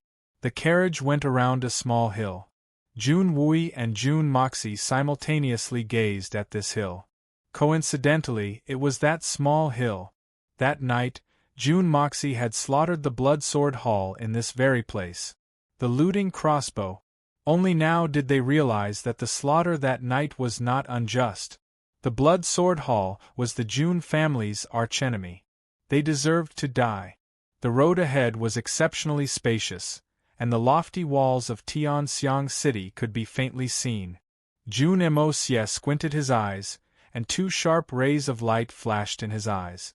It was as if a slumbering god of death had suddenly opened his eyes, and opened his malevolent mouth. The murderous aura on his body rose with a rumbling sound, and his aura surged like a raging tide. The god of death opens his eyes, the king of hell stares, and the evil monarch looks. The journey was long, but we've finally arrived. I want to see how many people in Tianxiang City dare to speak carelessly. The divine sword Blood of Yellow Flame was guided by June Moxie's aura, and without any prior warning, it bounced out of its scabbard by half a foot. The sword's light was as clear as water, and glistened under the illumination of the sun. It was very eye-catching. It was as if the resplendent clouds had suddenly descended upon the world. It was as if the ruler of the universe had suddenly opened his eyes, and his murderous aura could be felt. In the face of the coming turbulence, he looked down on the common people, and looked down upon the world. He was ready to slaughter without mercy, and madly sweep. At this moment, the murderous aura pierced through Tianxiang City. All the soldiers around June Moxie suddenly felt an abnormally huge and terrifying aura suddenly attacking them. By the time they realized what was happening, they had unknowingly left June Moxie's side, and the surrounding 10 feet around them had become an empty space. Even these soldiers and iron-blooded men, at this moment, found it difficult to resist the sharp murderous aura of the evil monarch. At this moment, the unfathomable Mei Shuiyan also opened her eyes in astonishment. She looked at the man and the sword and frowned slightly. Others might not think too much about it, but in the eyes of a peerless expert like her, she could clearly feel that the man and the sword in front of her had their own imposing manner, and each had their own prestige. One man and one sword had unexpectedly become her two great enemies, and could pose a considerable threat to her. How could this be? At best, that is only a sword. No matter how special the material is or how sharp it is still an inanimate object. Why is it giving me such a strange feeling? In fact, that sword is even more dangerous than June Moxie's. 30 miles away from Tianxiang City, the army had set up camp. This was the usual practice. When the general who led the troops outside returned to the capital, the army must not enter the city at the same time. Only after receiving the order, the general who led the troops would enter the city first, and then the army would return to their original encampment. June Moxie rode forward and arrived at the front of the army. With a cha sound, the metal flagpole on the carriage next to him suddenly issued a strange sound, and the big flag fluttered down. Then, with a whoosh sound, the flagpole seemed to have grown by more than half out of thin air. It was as if a sharp sword had pierced the sky. This kind of strange and unusual thing naturally made everyone who saw it dumbfounded. But under the oppressive aura of June Moxie's body, no one dared to ask why. At this moment, June Moxie was like a volcano that had been silent for thousands of years, and was about to erupt. Suddenly, a horn sounded from the Tianxiang City's side, and the drawbridge was slowly lowered. Then, a group of people galloped out on their horses, and welcomed them with thunderous hooves. At the same time, 2 huge banners suddenly hung down from the top of the Tianxiang City's city walls, one on the left and one on the right. The one on the left read, "Divine Blood-Robed Might." The one on the right read, "Triumphant Return from Tiannan City." Following behind that group of people, another orderly team slowly came out. This was the official ceremony to welcome the return of the hero. The first group of people who had rushed out were getting closer and closer, and the sound of their hooves was like thunder. Their speed didn't slow down, and instead seemed to be getting faster and faster. Great General Jun Wui couldn't help but laugh as he saw this. It's been a long time, Dugu Wudi. Jun Wui's trip to the southern heaven region this time was a suicidal one. Now that he had returned safe and sound and was able to see his old friend again, he was very happy. With a satisfied smile on his face, he was about to welcome them when he suddenly realized that something was wrong. He couldn't help but be startled and reined in his horse. The newcomer was none other than General Dugu Wudi of the Dugu family, with his 2 sons and 2 nephews. As he galloped on his horse, he got closer and closer. General Dugu's hedgehog-like beard grew even more curly, and his eyes were as round as copper bells, as if they were about to spit fire. Before he arrived, and before his horse had even stopped, he let out a thunderous roar. Dugucheng, Dugushang, Duguchien, you three little bastards, hurry up and get out here. A thunderous roar resounded. Also, Duguxiaoyi, you bastard girl, get your ass out here as well. Arg! You're infuriating me to death. It was clear that General Dugu was very angry. In fact, he was unable to restrain his anger. The 7 brothers of the Dugu family had followed Junwui on his expedition to the south. Dugucheng, Dugushang, and Duguchien. Duguwudi's loud roar had nearly scared the souls out of these 3 men's bodies. The 3 brothers' wishful thinking had been very good. After all, they had entered the city and handed over the order. Then, they would immediately rush out of the city and rush to the western frontier. They would seek refuge with their father and their uncle. In any case, they wouldn't be able to return home. They would certainly be skinned alive if they returned home. However, they hadn't expected that Duguwudi would come here to capture them. This was too urgent. The 3 men looked at each other in dismay. They trembled as they saw the fear in each other's eyes. After dilly-dallying for a long time, seeing that he really couldn't avoid it, he walked out dejectedly. He was like a defeated soldier who had lost a battle, and his entire body was filled with a kind of miserable feeling that he was at the mercy of others.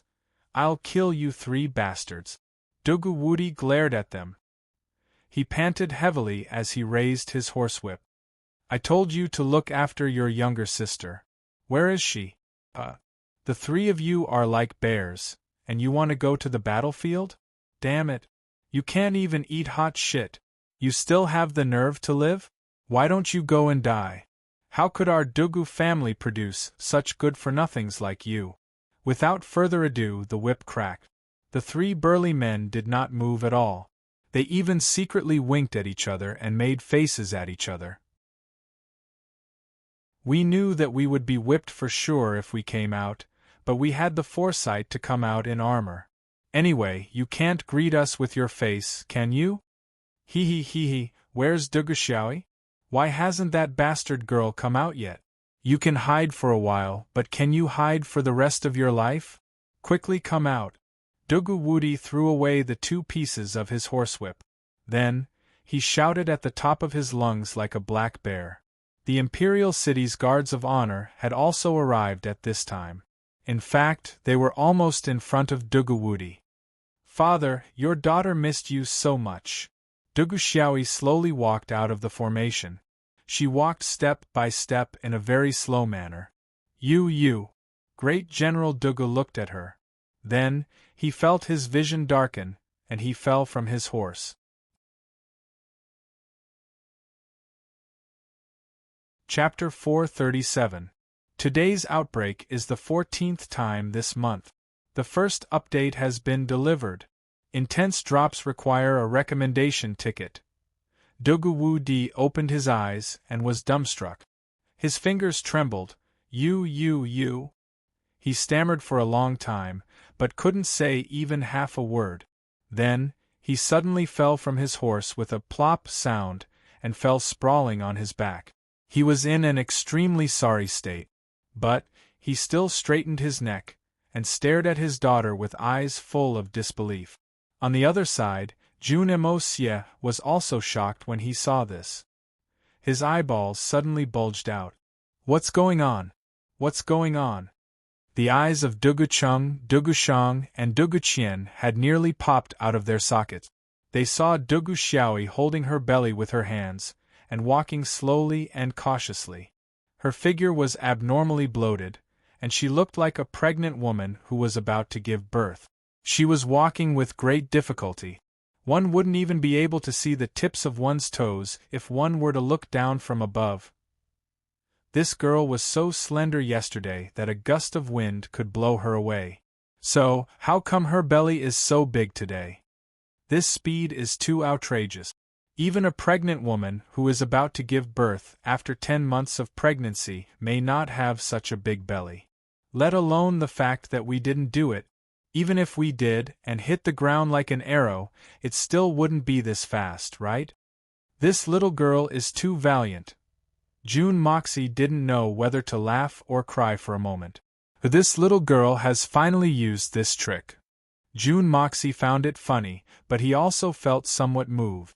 This little girl is undoubtedly making trouble. But it shows that she is wholeheartedly in love with me. She loves me so much that she doesn't care about anything else. She doesn't care about anything. I like June Moxie, and I want to marry June Moxie. Just this method of doing things was very similar to the eldest young master's character. The eldest young master was a person who did things his own way. He never cared about what other people thought or said about him. On the other hand, the little lass disregarded everything else for the sake of the person she loved the most. Even though the two of them weren't exactly the same, there were similarities. One could imagine what the little girl was going to endure if she had to come out in front of the Tianxiang city's army. As a descendant of a great family, and the only girl in the third generation of the Dugu family, how important was her reputation? The little girl was not stupid, and it was not that she had not thought of the consequences, but she still resolutely did it. Although it was a little ridiculous, but it showed that he was determined to bear the attack of the rumors and public opinion of Tianxiang. This ridiculous action was tantamount to saying to June Moxie, "No matter what you suffer, I will be with you. You will not be lonely, you will definitely not be lonely. Because you still have me." The corners of June Moxie's cold and callous lips suddenly turned gentle. His heartstrings had been tugged at by this silly and naive little girl, Dugu Xiaoyi. Such deep love for such a little girl. What else can you do to her? Xiao Yu. I'm a sinner. What the F***ck is this? Dugu Wu Di banged his head on the ground with a bang-bang sound. He was a dignified great general of a country, but tears were flowing down his face. He called out to the heavens, but there was no response. "Father, don't be like this." Dugu Xiaoyi suddenly became anxious. She had forgotten that she was pregnant, and started to run towards her father. The little girl's cultivation wasn't bad. So, she would naturally be able to cover these 2 steps in the blink of an eye. "Stop. You don't move. Oh my, you silly girl, you're courting death." Dugu Wudi turned pale with fright. He jumped up and didn't care about his grief. He spread out his hands and nervously said, Don't mess with the baby." Ah. Dugu Xiaoyi suddenly realized that this was a special period for her. So, she couldn't run and jump around recklessly. She stopped running, and carefully held her belly with both hands for fear that she might fall. She leaned back and swayed like a penguin as she walked over. Then, she said in a sweet voice, "Father, don't be angry. This daughter is unfilial. But I'm going to be a mother, and you're going to be a grandfather. You should be happy, you shouldn't be angry." "I'm not angry. I'm not angry. I should be happy. I should be happy, Huff." Dugu Wu Di panted heavily. He was so angry that his eyes had turned blue. He anxiously hammered his chest, and suppressed the anger that was on the verge of erupting. Then, he pointed his finger at his daughter's belly. His voice was somewhat fierce, but there was also a trace of excitement in it. Whose? Great General Dugu was the father of several children. Moreover, he was used to seeing pregnant women. So, he shouldn't have been so ignorant. The little girl had only been away from home for a few months. So, it was impossible for her to have such a big body. However, the great general had been preoccupied with the idea that his daughter had been taken by someone else. "What whose?" Dugu Xiaoyi was stunned. Her big eyes opened wide as she asked. Dugu Wudi almost vomited blood. He trembled as he looked at Dugu Xiaoyi. Then, he roared, "I'm asking who's the baby inside?" "Inside where?" "Oh, this." Dugu Xiaoyi shyly lowered her head and said in a low voice, "Who else could it be apart from elder brother Emosia?" Huff, huff, huff. Dugu Wudi gasped for breath. He had been prepared for this. But, he still felt as if his precious daughter had suddenly appeared in front of him with such a big belly. So, he suddenly clenched his teeth and roared towards the sky, June mo sie. I will castrate you. June mo sie shivered in the middle of the team. What? Castrate me? For what reason? Your daughter drugged me, and made me hover between life and death. But you still want to castrate me? Is there any justice in this world? Father, what are you saying? Dugu Xiaoi stamped her little feet. Her face was red as she covered her ears with her hands. The little girl didn't know much about the matters between men and women, but she was very clear about the meaning of castration. So, she was naturally very dissatisfied. Don't stamp your feet, don't stamp your feet. Dugu Wudi anxiously jumped up and scratched his head. Oh my little lady, you have two bodies now. So, you can't make big movements. Be careful. The imperial envoy finally rushed over with the imperial edict in his hand. He waved his horsetail whisk at Junwui. The imperial edict has arrived. Commander Junwui, receive the imperial edict. Receive your grandmother's mouth. Dugu Wudi flew into a rage. However, he had nowhere to vent his anger. So, he suddenly heard the eunuch's strange tone. Great General Dugu couldn't clearly hear what the eunuch was shouting. So, he suddenly erupted like a volcano. He stepped forward and kicked the eunuch who was rolling on the ground. Fu *k your grandmother's thighs. Can't you see that I'm busy? You're shouting at the top of your lungs with yellow smoke coming out of your mouth. Shout. You're shouting your mother's hair. The old eunuch rolled out while muttering gibberish, and directly somersaulted a dozen times in a row. Only then did he fall to the ground like a dried salted fish, and immediately fell unconscious. The imperial edict in his hand had already slipped out, and it had coincidentally fallen into a puddle of water with a plop.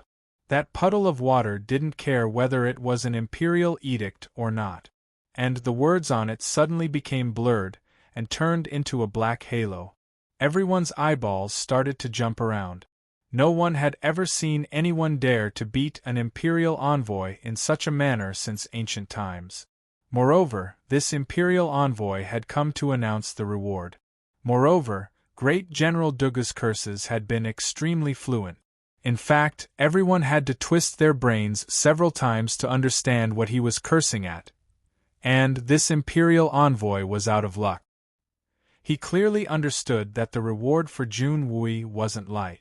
He had thought that Commander Junwui would reward him with a large sum of money. He had dreamt of getting rich. But he hadn't expected that he would be kicked in the face. And he had ended up unconscious. In fact, he didn't even know which deity he had offended. Junwui looked at the imperial envoy. He tidied up his clothes, and was about to step forward to receive the imperial edict. But he saw the imperial envoy roll away in front of his eyes like a rubber ball. So, he swallowed back the words your subject, Junwui, receives the imperial edict. He stared blankly at Dugu Wudi for a long time. Then, he sighed and said, Brother Dugu, you've caused a big disaster this time. I've caused a big disaster? Junwui, you're not a good person either. Dugu Wudi didn't pay attention to what Junwui had said. He glared angrily and shouted, You've allowed your nephew to commit murder. You've committed a heinous crime. You and I can't exist under the same sky. Where's that little bastard Jun Moxie? Quickly get out here. I'll punch him to death if he doesn't come out on his own. The sound of a horse's hooves was heard. Jun Dashao came out from the crowd. His lips were red, his teeth were white, his facial features were delicate, and his face was handsome.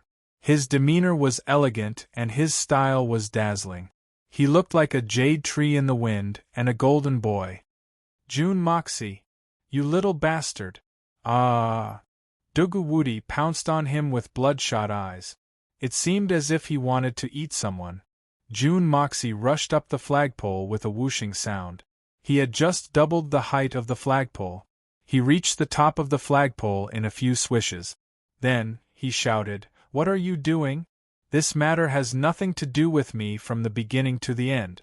You must investigate this thoroughly before you speak. You must find a good target if you want to act crazy. The flagpole was too high. Great General Dugawudi's martial arts were pretty good.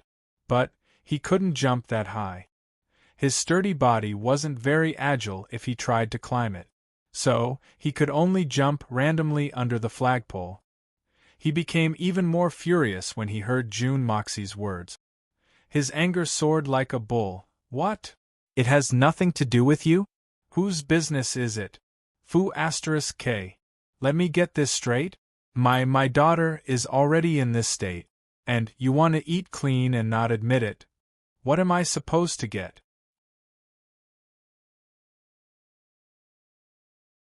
Chapter 438. Great General Dugu was angry, but he still had some sense of propriety. Otherwise, it wouldn't have been difficult for him to forcibly break the flagpole with his innate divine strength. Dugawudi's words were fierce, but he had no choice but to acknowledge his daughter's lifelong happiness. So, he had no choice but to admit it, father. Duguxiaoyi wiped her tears and jumped up high. How can you be like this, your daughter? I won't have the face to see anyone if you continue to cause trouble like this. I don't want to live any more, boo-hoo. Dugawudi jumped up in fright and hastily let go of the flagpole. His face was aggrieved and nervous. Good Xiao-yi, don't move, don't hurt my dear grandson. You don't know how angry you are right now. Duguxiaoyi's face turned red. She twisted her waist and angrily said, You still haven't let him down, he's so high, what if he falls and breaks? Dugawudi rolled his eyes. This brat's cultivation is at least at Xin Xian's level. How could he possibly fall and break? He hatefully said, It's good that he's broken. You come home with me first. The great general also knew what was good and what was bad. He thought, considering the June family's little thief's current strength, even the Dugu family wouldn't be able to shake him. This is a man who could fight 4 Xin Xians by himself. He has climbed to the top of the flagpole, and hasn't gone against me. This is giving me enough face. My daughter is pregnant with his flesh and blood. But I can't provoke her. I'll go home first. But Dugawudi had a headache when he thought of the storm he would have to face once he returned home. His mind was racing, and he rolled his eyes. Then, he pointed his horsewhip. Hurry up and bring that palanquin over. Hurry up. This palanquin belonged to the imperial envoy, who had come to announce the imperial edict, and Dugawudi had brought it over as a matter of course. June Moxie took advantage of this time to slip down from the flagpole. He wiped the cold sweat off his forehead. The Dugu family was full of troublemakers. They were really too tough. However, he couldn't make things difficult for Duguxiaoyi for the sake of Dugawudi. Duguxiaoyi had already done everything she could. Was he, a man, supposed to dawdle and pretend to be reserved? Now that things had come to this, he had to marry her, even if he didn't want to. Otherwise, the June family and the Dugu family would completely break off their relationship. In fact, the Dugu family wouldn't be able to solve this problem for generations to come. It had to be said that although the little lass had put a lot of thought into this move, it was also extremely cruel. As a result, the two great families had no way out and no way to mediate. Even if she went home and found out that the pregnancy was fake, after doing it in front of so many people, the fake was real. This time, the little lass had made up her mind. Even June Moxie had made up his mind. Damn it, wasn't it just marrying another wife? Don't tell me that I don't have the capital? The little lass was still young, but she was a beauty. Moreover, she was passionately devoted to me. So, I wouldn't suffer a loss no matter what. Damn it, I'll just raise her up. June Moxie fiercely snorted twice. He looked at Duguxiaoyi's belly with malicious intentions. He didn't know what it was being propped up by. He secretly swore in his heart, Big Brother will make her bulge up one day. What are you guys doing here? Dugawudi turned his head, and realized that the people carrying the palanquin were dressed like people from the imperial palace. He opened his eyes wide and then realized, oh, you're here to issue an imperial edict, right? Hurry up. This general is using a palanquin. You don't mind, right? Everyone looked at each other in dismay. Black lines appeared on their foreheads. The eunuch who issued the imperial edict had been knocked unconscious by you. And now, you're doing this again, ah. General Dugu finally understood what had happened after the explanation. He ran over, and bent down to look at the unconscious old eunuch. He couldn't help but frown bitterly. This guy can't bear to push and pull, this general only casually pushed him. How did he become like this? What should we do? Everyone was left speechless. You're the one who caused this trouble. How can you ask someone else? Can't bear to push and pull. How many people in the Tianxiang Empire can withstand your push? Forget it, I don't care. Third Brother Jun, you go back and ask His Majesty about the reward. Then, you take the reward home. I reckon that the reward will be a lot. Remember to invite me for a drink later. We'll drink your family's special wine. It's the kind that costs 10,000 gold. As for my side, I'll go back and look for my old man to settle this matter. You should also help your old man to say a few words to me. Don't let me get beaten. Well, that's all. I'll go first. Dugu Wudi casually said this. Then, he invited his daughter into the palanquin as if he was serving his great-grandmother. Then, he cracked his horsewhip and fiercely glared at Jun Moxie. I'll look for you to settle accounts later. Don't forget to bring me a few jars of wine when you get home. You motherfew cur. You don't know how to read the situation. Go. He clamped his legs, and the horse neighed as it galloped away like the wind. He's calling himself my father-in-law now. The rest of the people looked at each other in dismay. After all, everyone was familiar with this guy's conduct. So, they didn't find it strange at all. So, they sighed and waved their hands. Then, they walked towards the city gate. They hadn't even reached the city gate when they suddenly heard a commotion from inside. Then, a group of people dressed like Confucian scholars rushed out one after another. Their faces were full of disdain, and their eyes were full of disdain. They were led by several people who had been fiercely insulted by Jun Moxie at the scholarly autumn festival. Jun Moxie's pupils contracted. His complexion sank, and his murderous intention soared.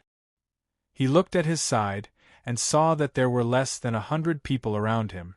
There were only the young masters of the various families and their guards besides himself and Jun Wui. There were also the carriages of Guan Qinghan, Mei Shuyan, and Mei Qianqian. The people of the Dugu family had already entered the city with Dugu Wudi. The young masters were now looking at Jun Dashao with gloating eyes. You may be awe-inspiring, but you may not be able to stop the mouths of the people. Let's see how you die this time, Jun Moxie. Ha! Jun Moxie. A despicable person like you still has the face to return to Tianxiang City? The one who had spoken was tall and elegant. He had an indignant expression on his face. He was an acquaintance from the scholarly autumn festival, Scholar Han Zhidong. Jun Moxie had intentionally or unintentionally disrupted the scholarly autumn festival. He had humiliated the scholars of the Wenxing Heavenly Literature Institute. And, because of Jun Moxie, these scholars had lost the opportunity to leap into the Dragon's Gate. In fact, not a single one of them had obtained the opportunity to become an official in the imperial court. This was tantamount to Jun Moxie blocking their way to the top. It seemed that such a good thing wouldn't happen again in the future. How could these scholars, who had dreamed of high positions and generous salaries, endure this? What was the point of studying so hard for 10 years? What was the point of studying so hard at a young age? What was the point of learning martial arts and literature? However, Jun Moxie had allowed this batch of goods to rot in his hands. In fact, he hadn't been able to sell them.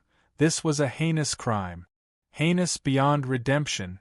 Jun Moxie had created a rare scandal at this time. So, how could the other scholars not throw stones at him when he was down? They wanted June Moxie to pay the heaviest price. Even if you, June Moxie, are thick-skinned enough to endure it, I don't believe that your sister-in-law is as thick-skinned. I'll curse you to death. Even if I can't curse you to death, the people's saliva will drown you to death. Therefore, the scholars tried their best to incite those who knew the truth and those who didn't. Everyone swarmed to the city gates. You want to enter the city? Fine. Enter through our spittle. I heard that June Moxie's sister-in-law is also in the group. Humph, this time she'll be embarrassed to death. It could be said that the scholars' plan was very vicious. That's why they say, loyal people are dogs, and unfaithful people are scholars.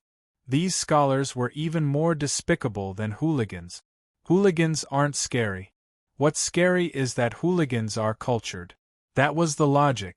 Duguwoody saw it when he went in, but he was determined to make June Moxie suffer a little. Therefore, he didn't care. Besides, his daughter was pregnant now. If she caused any trouble and affected the fetus, he wouldn't be able to bear the responsibility. After all, the old men of the two families were eagerly waiting for their great-grandchildren and great-great-grandchildren. Therefore, General Dugu pretended not to see them and slipped away. I still have the face to come back? Why would I not have the face to come back? Of course I have the face to come back. I won the battle, so I have the face to come back. Why? Do you have any objections? June Moxie calmly stopped Junwui from interfering. Since these people dared to gather here, it meant that they weren't afraid of the blood general, Junwui. There must be someone else behind this. Junwui might not be able to do anything if he interfered. In fact, the curses would only get louder and louder. In fact, it would turn into an ocean that would drown everyone.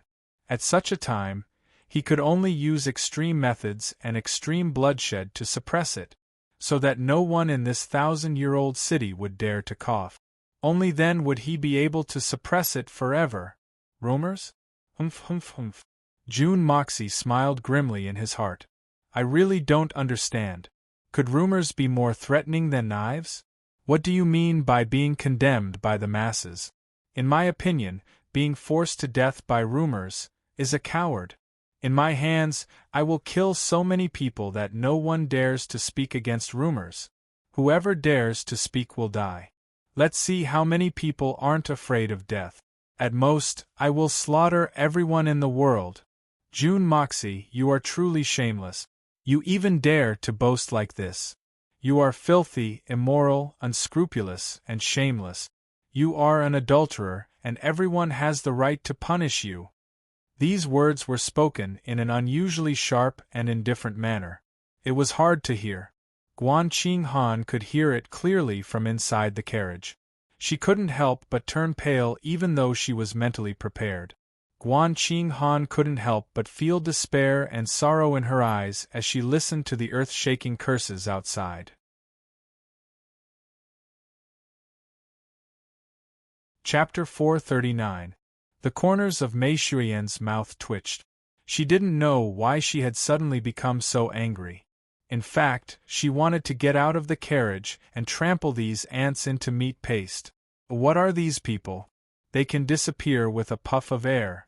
And they dare to clamor in front of the powerhouses of the present age? Could it be that I don't understand the world? The one who had spoken this sentence was another gifted scholar. He had also shown his face at the gifted scholars' banquet, Qin Qiushi. His face was filled with awe-inspiring righteousness, and he had the air of a righteous protector. Ah, I remember you. You're called Qin Qiushi, right? Ah, diligent begging for shit. That's the name your father gave you. Of course, I don't understand the meaning behind it. In fact, I don't know whether it's to make you diligent begging for shit or to become an official. June Moxie smiled as he looked at him. His eyes were as cold as ice. I only want to ask you. You've listed these crimes against me. But, where did they come from? On what basis? Where did they come from? On what basis?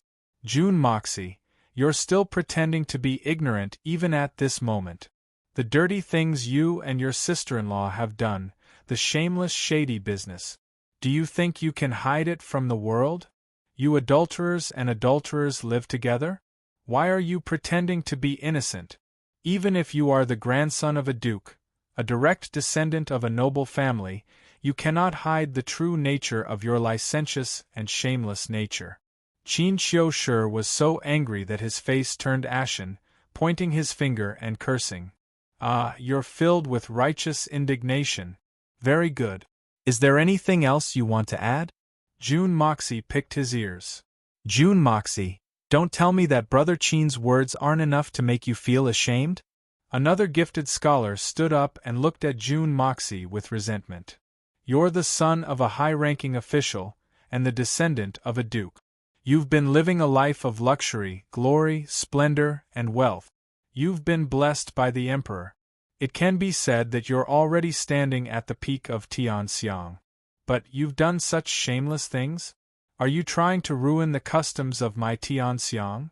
Do you know that because of you, our Tianxiang Empire has become the laughing stock of the surrounding countries?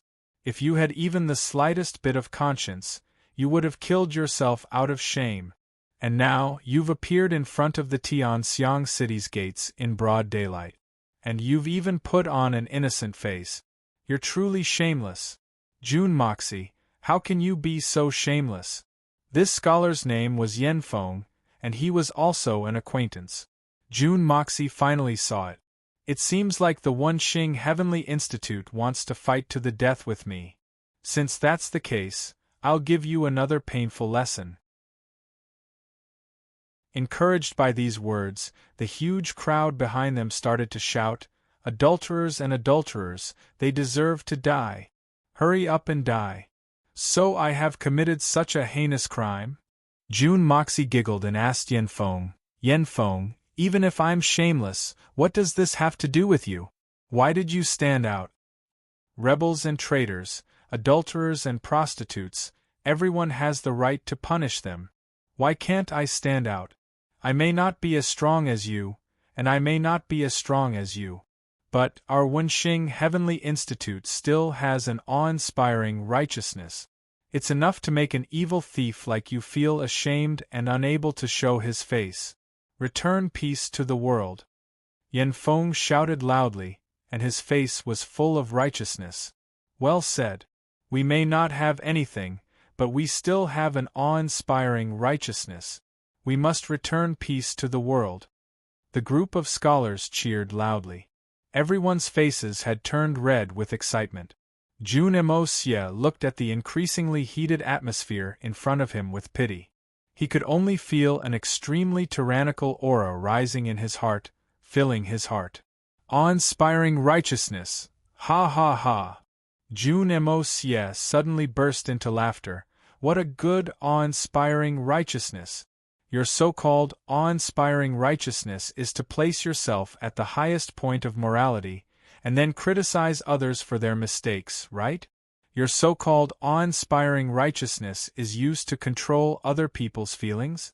Your marriage under the awe-inspiring righteousness is based on the words of the parents and the words of the matchmaker? Your awe-inspiring righteousness is trying to force an innocent girl into a dead end. Hearing the words innocent girl, Han Zhidong, Qin Qiushi, Yen Feng, and the other scholars' eyes finally flashed with a trace of panic and guilt. In Jun Moxie's eyes, he understood that these people knew the inside story. They clearly knew that Guan Qinghan was innocent, and had only been caught in the crossfire. But they still came to stir up trouble. Jun Moxie's murderous intent surged once again. "I know your true purpose. You only came because I ruined the golden scholarly scholar feast, and blocked your path to promotion. So, you want to take revenge now. Hee, I'm right? Jun Moxie's eyes were ice-cold. "So what? Jun Moxie, speaking of this matter, you are guilty of the most heinous crimes." The scholars didn't feel ashamed when their true thoughts were revealed. Instead, they became bold and confident. Yen Feng angrily said, "Jun Moxie, you only moved your lips, and you blocked the path of the 5,000 scholars of the Wenxing Heavenly Literature Institute. You, Do you still have the slightest bit of conscience? We've studied hard from dawn to dusk, and our only hope is to do something for the country and the people. But you, a treacherous and arrogant person, are so despicable that you've destroyed the decades of hard work of 5,000 students in one day. From then on, you would be mediocre, and your bright future would be ruined. Don't tell me that you shouldn't go on an expedition? Don't you feel guilty? Today you're going against the grain. You're using your uncle to bully your sister-in-law. You're an adulterer and you're hooking up with others. You're guilty of 1,000 crimes and your stench has spread throughout the world. You brought this upon yourself and you can't live. Facing the torrent of criticism from the world, if you still have the slightest bit of shame in your heart, then you should die as an apology to the world. Studying hard, doing something for the country and the people? Just because you're a bunch of bookworms with bad intentions? Do you think you're worthy? For your own personal grudges, you blindly seek revenge, implicate innocent and weak girls, and force people to their deaths. Is this the quality of your service to the country and the people? June Moxie snorted disdainfully. Let me tell you, if you want to do something for the country and the people, then you must first correct your own conscience. If your heart isn't right, then you're just a corrupt official. For such people, even if they study hard for a lifetime, they'll still be a pile of sh*t. June Moxie said sharply. As for mediocre food, there's no need for that. I can point out a way for you to make a living, and I can guarantee that you'll be rolling in money. He suddenly smiled and said, I have a friend, his surname is Wu, and he's called Wu Shan-yun. Everyone calls him Wu Shan-yun. He once said something about people like you.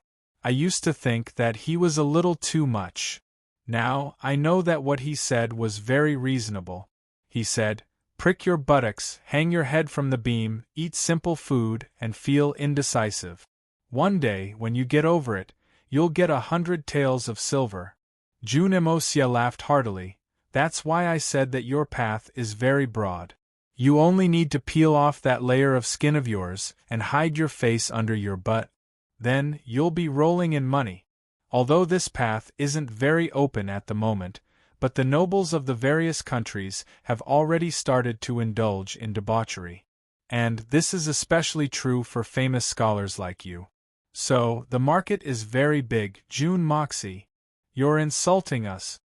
The few scholars hollered angrily.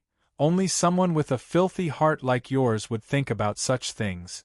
You're a disgrace to the culture, and you're guilty of the most heinous crimes. You're really a pervert. Pervert? Your granny, do you really think that you're of the upper class? Your methods, your dirty intentions, and you still dare to say that I'm pervert? June Moxie's anger suddenly rose. I'm not in the mood to argue about the truth of this matter. I believe that all of you know the inside story. You don't need to deny it. Even if you really don't know, I have no obligation to explain to you. In my eyes, you're a bunch of dog sh*t. A bunch of complete and utter degenerates. Scholars? You're F***king scholars. A bunch of people selling their buttocks. I feel that you're filthy just by looking at you. Thousands of people started shouting and cursing at the same time. In an instant, the scholars' vulgarities were even worse than those in the marketplace. They were angered by June Moxie. They were already furious, and now it was even harder to contain.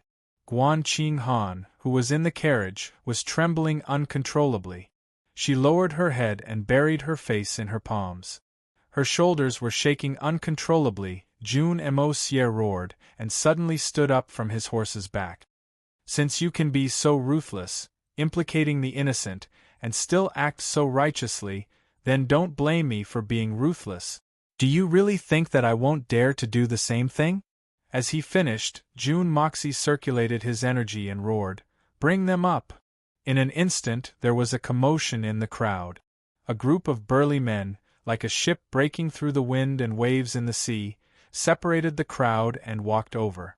These people were the members of the Heaven Destroyer team that June Moxie had sent to receive Bailey Luoyun's family.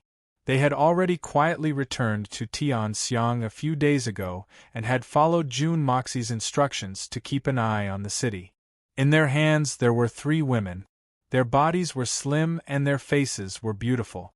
However, their faces were filled with fear. There were also a few people who were holding on to large dogs. There was even someone who was holding onto a large white pig. Yan Feng, Qin Xiushi and Han Zhidong's faces changed as they blurted out, "Wife." It turned out that these 3 women were their wives. "I don't have time to talk to you about principles. You're not qualified, and you're not worthy. I can't be bothered to talk to you about righteousness. That's because the righteousness that you think is not worthy of my discussion. I'll only give you 2 choices." June Moxie looked down at them with a cruel smile on his face. He was like an eagle looking at a group of rabbits.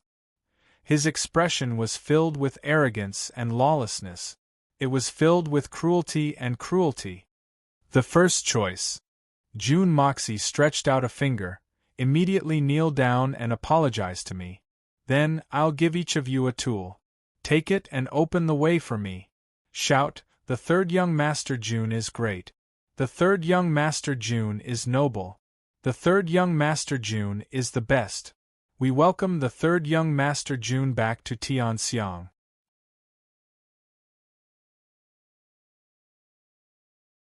Chapter 440. June Moxie had been suppressing his tyrannical nature all this while. He suddenly let out a long howl, and his body spun in the air. A bright light flashed in the air. "Blood of yellow flame. Unsheathed. No, don't spare me." The burly man in midair hadn't even finished his sentence when he was suddenly cut into 2. From his waist down, his body fell to the ground with a splat sound. Even his abdomen had been cut open, and fresh blood flowed out like a huge ball of blood. His internal organs and his steaming hot intestines fell at the same time. But halfway down, they were caught and hung in midair. Only his intestines were like a thin snake, emitting hot steam as they fell from the sky. When they were still a few feet above the ground, they suddenly stopped. Like a blood-red ribbon, it hung on a flagpole. At this moment, the burly man hadn't died yet. He was still screaming, and his upper body was still hanging on the flagpole, twitching and trembling. 2 piu-piu sounds could be heard. Under the intense pain, his eyeballs were forced out of his eye sockets and hung on his face. Fresh blood fell to the ground. Splash! The faces of many people standing in front of them were splashed with some blood. But each of them stood there in a daze, not daring to move a single inch. Only their eyeballs were frozen in fear, and their faces were filled with shock and despair. Such an extremely bloody scene. When had these scholars who only knew how to read books ever seen something like this before? These people had always known how to shut their ears to the outside world, and wholeheartedly read the books of the saints. Normally, they wouldn't even kill a chicken in their own homes. Now that they had witnessed the cruelest and most bloody scene in the world, even fainting had become an extravagant hope. Nobody could have imagined that June Moxie and the 3 great scholars were discussing something. Although there was an argument, nobody could have imagined that it would reach the point where someone would die.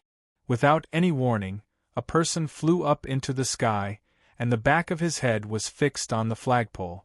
Then, with a schwa sound, the lower half of his body was gone.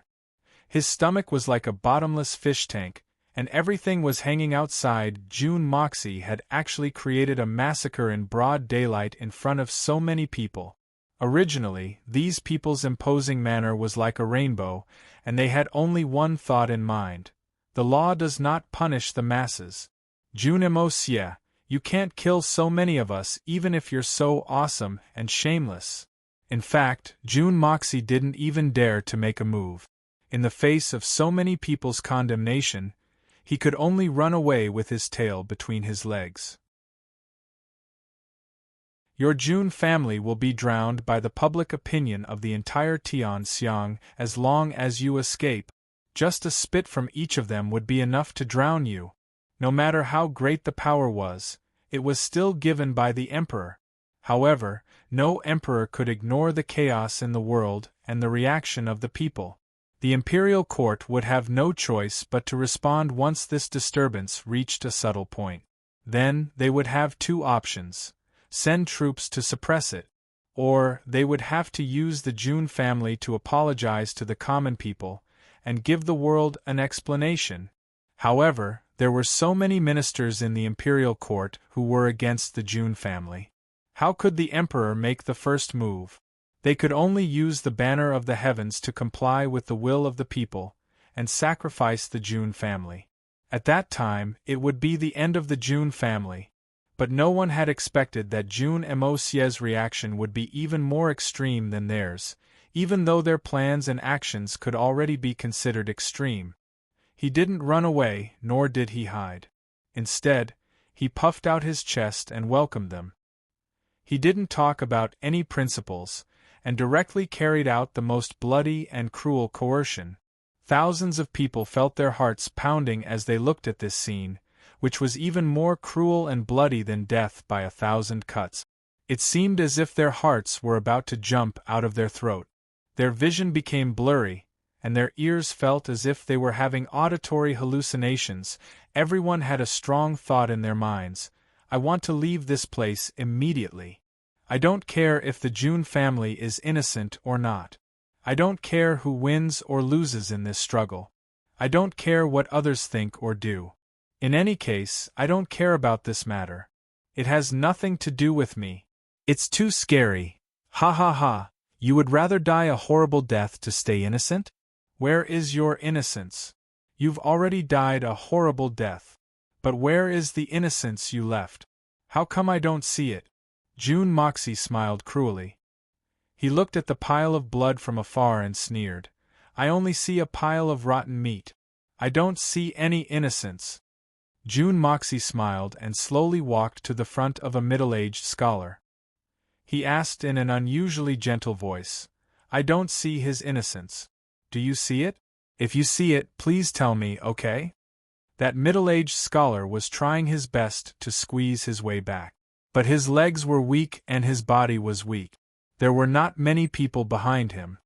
He had used all his strength, but he still couldn't squeeze his way through. He felt as if he had bumped into the toughest iron wall. In the midst of his panic, June Moxie suddenly walked in front of him and asked in an amiable manner. June Emosie's words were like a clap of thunder in his ears. June Emosie's amiable face had turned into that of a demon from hell in his eyes, and he even seemed to have two horns on his head. The middle-aged scholar looked at June Moxie in despair. His throat made a gulping sound. Then, he fell to the ground like a noodle and fainted. Sigh, why are you so useless?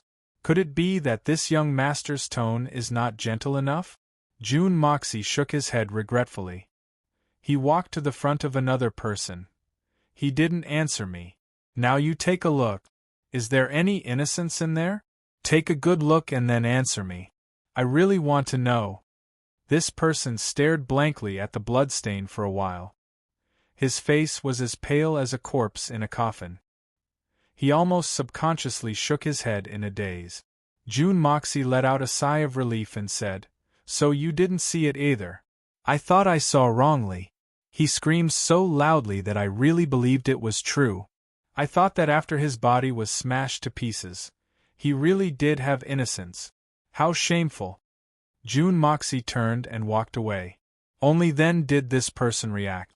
He suddenly squatted on the ground and vomited. He almost vomited his liver and intestines out.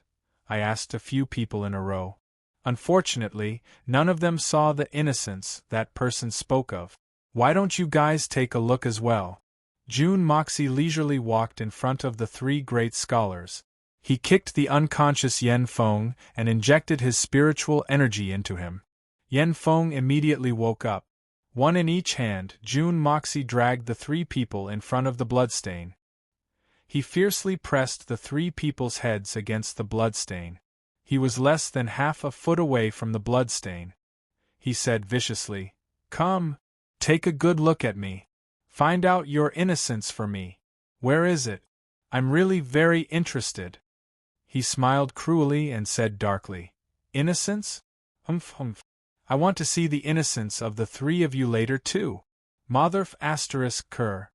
The three people's heads were forcefully pressed against the ground. Looking at the bloody scene in front of them, they felt as if their brains had been ruthlessly smashed by a hammer. They felt so disgusted that they wanted to vomit. Above their heads, the burly man had lived a long life. Up until now, he hadn't died completely. He was letting out long and short moans of despair. The three of them felt as if they were in hell. There was a strong sense of fear that made them want to faint.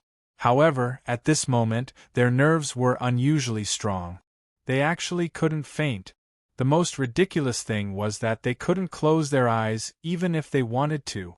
They could only open their eyes as wide as they could and look at the cruelest scene in this world. Have you seen it clearly? Is there any innocence? If there is, tell me quickly. I'm really very interested. June Moxie's unusually gentle voice sounded again. The three of them simultaneously trembled, as if they were suffering from malaria. Answer my question. Because you're going to be like them in a while. I'm also going to send people to find your innocence. Tell me, have you seen any innocence? No. The three of them were like three piles of mud. They fell to the ground and shook their heads desperately. Then, do you still want your innocence? June Moxie's voice was like a devil's smile. No. I don't want it any more. The three of them shook their heads violently. Very well. Then, there are two choices. Which one do you choose? June Moxie guided them patiently. His voice was gentle and pleasant to listen to. I choose the first. The three of them fought to be the first to shout. The fear of death had already shattered the persistence in their hearts for a long time. What benevolence and morality! What customs of the government! What integrity and justice! What was more important than their own lives? Their survival was the most important thing. Very good. I'm very gratified by your choices. I'm very satisfied. June Moxie was obviously gratified as he praised them. June. Third young Master June. I know who's the mastermind behind this matter. Qin Xiushi suddenly raised his head and shouted in a hoarse voice, I'm willing to tell you. I only beg you to spare my life, spare our lives.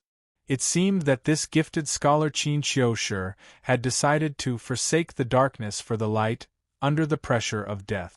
He wanted to turn over a new leaf. However, this youngster was a smart man. He had already guessed that June Moxie wouldn't allow them to live after this matter was over. So, begging for mercy at this moment was an appropriate opportunity, even though it would be a loss of face. They might not even be able to see June Moxie's face after today. Spare your lives? I didn't expect that you would still have the guts to bargain with me? Truth be told, June Moxie hadn't thought about this matter. After all, he had never been a magnanimous person. A person would have to pay the corresponding price for doing something wrong. So, it would still be a mistake even if it was remedied afterward. It wouldn't help. The mastermind behind this? June Moxie snorted twice. Do you think I don't know about it? I know better than you who the mastermind behind this matter is, but I'll think about sparing your lives. Now, open a path for me. June Moxie's voice was as cold as ice. He waved his hand and spun around. Then, his entire body moved like a whirlwind. Nobody could see what had happened. He stopped, and three strange-looking things appeared in his hand. They looked like loudspeakers. However, they were much thinner than ordinary loudspeakers. These things were simple and crude. However, they were the first to appear in this world. They were the most primitive loudspeakers.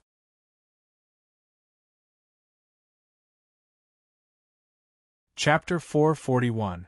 After June Moxie finished speaking, he looked at the dumbstruck crowd that still hadn't reacted in time. He chuckled lightly and said sinisterly, you're still not leaving? Do you want to be like him? You'd rather die a horrible death in order to keep your innocence in this world? Anyway, I'm very interested in this innocence. Maybe you really have it on you. Hey, come on, take it out and let me see. Thousands of people stepped back in unison. Many people screamed in pain and fell to the ground in fright as they were stepped on by others. I'll say it one last time, and only this time. From now on, Tianxiang City, I won't allow this kind of thing to be heard again. June Moxie coldly glanced around and said in a voice as cold as the winds of hell, "Your mouths are on your bodies. You can talk about it in private, but that's your business. I won't forbid it, but as long as I hear it, I'll look for your innocence, the innocence of your 9 families. All of you get lost," June Moxie shouted. Suddenly, the crowd screamed in panic and thousands of people rolled and crawled away in embarrassment.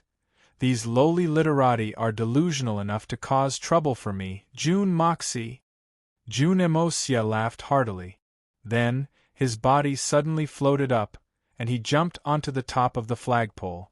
Then, he stepped on the head of the Meng family's man, and shouted towards the entire Tianxiang city, "Are you tired of living?"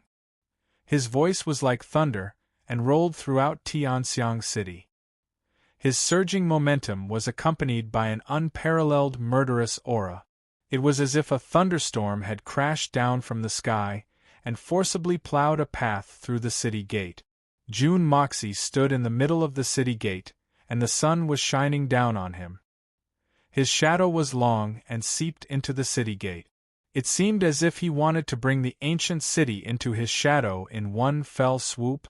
In front of him, there were thousands of people running like wolves, rolling and crawling to escape. June Moxie's aura was like a sword, like a knife, like a crazy devil, rushing straight into the city gate. Behind him, there were many people who didn't know the truth, but they couldn't help but be intimidated by June Moxie's shocking aura and made way for him. A wide and orderly road. June Moxie twisted his neck and looked at the city gate from the corner of his eyes. Then, he waved his horsewhip in the air and with a crisp crack, he tilted his head and snorted, "Follow me into the city. I want to see how many gossips there are in the Tianxiang city today. How many of them were brave warriors who were not afraid of death? How many people wanted to keep their chastity, and in the end, how many people could keep their chastity? I want to count them one by one." June Moxie clamped his legs together and the sound of hooves could be heard. He took the lead and leisurely entered the city gate. Tens of thousands of people watched him gallop after them, and kept quiet out of fear. Guan Qinghan and the other 2 women's carriages followed behind him, and moved forward slowly. Da Xiao's words had made everyone's blood boil. However, there were still exceptions, and Jun Wui was the only exception. Jun Wui squinted at June Moxie's tall and straight back, and couldn't help but mutter, "Damn it, you keep saying, but you don't even know how to turn around and look at me. You're putting me, your real uncle, in this position? This is too much." He snorted hatefully, and sullenly followed behind the carriage into the city. June Moxie was riding on his horse. His body was cold and gloomy, and his face was gloomy. His body was straight and his lips were slightly pursed. His sword-like eyebrows were slightly raised. Wherever he looked, there would be a commotion of panic. Suddenly, an unusually subtle but clear voice whispered, "I don't know what he's so proud of? He's committing adultery with his sister-in-law, and he's still so arrogant? Shameless." Jun Emosie's body remained motionless as he rode on his horse. But a silver light flashed from his sleeve, and a skinny man was pulled out of the crowd with a bang sound. The young Master Jun had acted even more straightforwardly this time. In fact, he hadn't even asked any questions. He had simply waved his hand, and that man had been hung on the flagpole. There was a bloody hole in his throat, and the look of disdain on his face hadn't even disappeared yet. The golden light of Xian Qi on this man's body only flashed once, and was immediately destroyed. He was obviously a xianqi expert, and had hidden in the crowd to stir up trouble. However, he was relatively lucky, because he had already breathed his last the moment he was hung on the flagpole. Cries of alarm rang out from all directions, and the crowd once again began to retreat with all their might. They looked at June Moxie with endless fear in their eyes. Could it be that this brat had already gone mad? Was he really going to kill people so brazenly like what he had just said? At the back of the crowd, a few men were drenched in cold sweat, and they ran back with all their might. Their legs were practically jelly, and they quickly escaped. However, under the envelopment of June Moxie's enormous mental strength, how could they possibly escape safely? June Moxie's gaze turned cold, and he raised both his hands. A golden light flashed and disappeared in a flash. 7 or 8 burly men suddenly fell to the ground as they ran. There was a small bloody hole in the middle of each of their back. In front of each of them, there was a golden flying knife stuck into the bluestone ground. Under the sunlight, it shone with a brilliant golden light. A few members of the Heaven Destroyer team quickly ran over, and picked up the flying daggers one by one, and respectfully returned them. June Moxie's eyes were expressionless as he reached out to receive them. The 8 flying daggers spun around in his hands, and as the golden light lingered around them, they mysteriously disappeared.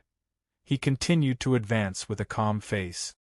His handsome face clearly had one sentence written on it: "I've said everything that needs to be said, and I will not repeat myself a second time. As long as someone dares to open their mouth, I will dare to kill. As long as you open your mouth, you deserve to die, and you must die. Absolute. No. No. Sigh." In front of them, the 3 scholars grabbed onto June Moxie's special megaphone and shouted at the top of their lungs, as if they were crying, "The 3rd young Master June is great, the 3rd young Master June is noble, the best person in the world, the kindest person, and the most benevolent person. We welcome the 3rd young Master June back to Tianxiang." They shouted over and over again like a machine. In fact, they didn't even know what they were shouting. Their faces were streaming with tears, and their faces were filled with endless humiliation. But they didn't dare to act rashly. The shadow of death was still hanging over their heads. Their voices had become hoarse, and their throats had become swollen. But they didn't dare to stop. Their only goal at this moment was to survive. So, what if they suffered a little? Suddenly, 30 or 40 people appeared in front of them. They were the students of the Wenxing Heavenly Literature Institute. One of them greeted them in surprise. "Brother Han? Brother Yen? Brother Qin? What are you doing? Are you crazy? You're opening a path for that despicable villain?"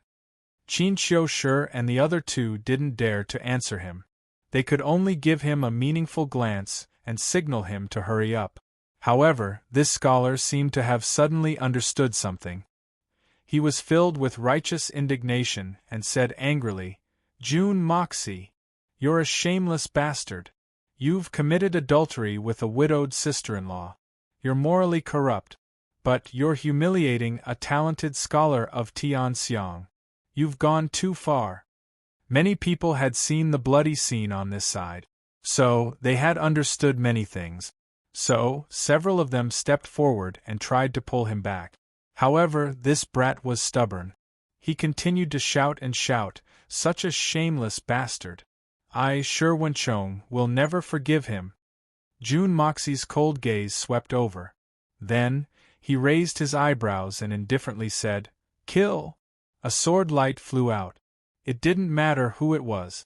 It chopped the scholars who had blocked its way into 2 pieces. The scholar who had been shouting a moment ago had a look of disbelief in his eyes. Then, he collapsed in a pool of blood. June Moxie spurred his horse and arrived in front of the scholar's body. Then, he sighed and said in a low voice, "Perhaps you really have the guts to do this. Perhaps you didn't want to make things difficult for me. But this is only a possibility, nothing more. You've appeared at this moment. But I have no choice but to kill you. A man's words must be kept. How can a man not keep his word? I've made a promise. You may not dare to believe it, but I also feel somewhat regretful. You must remember to fulfill 2 conditions in your next life when you come out to act pretentious. June Moxie's complexion was indifferent. He spurred his horse forward and didn't turn his head. But his voice was heard in a soft voice. First, you must have the strength to deal with all variables. Second, you must have a formidable background that no one would dare to provoke. If you only rely on your backbone and guts, you will only be a target for others to establish their prestige, and will never become a hero. You may have an unyielding backbone, but you're only a pitiful worm in my eyes at this moment. You've failed to act pretentious. You didn't die unjustly. The scholar surnamed Sure hadn't died yet, even though he had been chopped off. He closed his eyes with tears streaming down his face after he heard June Moxie's words. He then muttered, "Benefactor, you were wrong." Before he died, June Moxie's face slightly twitched as he was several dozen feet away. "Benefactor? Mei Gao Jie? Kong Ling Yang?" Suddenly, he lashed his horsewhip on the bodies of the 3 scholars in front of him. They screamed in pain as they turned their heads. June Moxie closed his eyes and insipidly said, "Speak louder. Tell me whose sect you belong to. Then, shout that Mei Gao Jie is an old turtle, Kong Ling Yang is an old tortoise, and the Meng family is a nest of bastards. Don't you want to die? I'll guarantee your lives if you do this." The 3 scholars collapsed. The heaven, the earth, the monarch, and the teacher were the background of this era. But the teacher's position was extremely venerated even though he was the last of the 5. Mei Gao and Kong Ling Yang were the teachers of these 3 scholars. So, they couldn't even consider whether the June family would drown in their spittle if they were to insult them in the street. After all, the 3 of them would drown first. And there's also the Meng family. June Moxie has remarkable abilities, and his methods are brilliant. He isn't afraid of the Meng family. But what about us? Oh my God!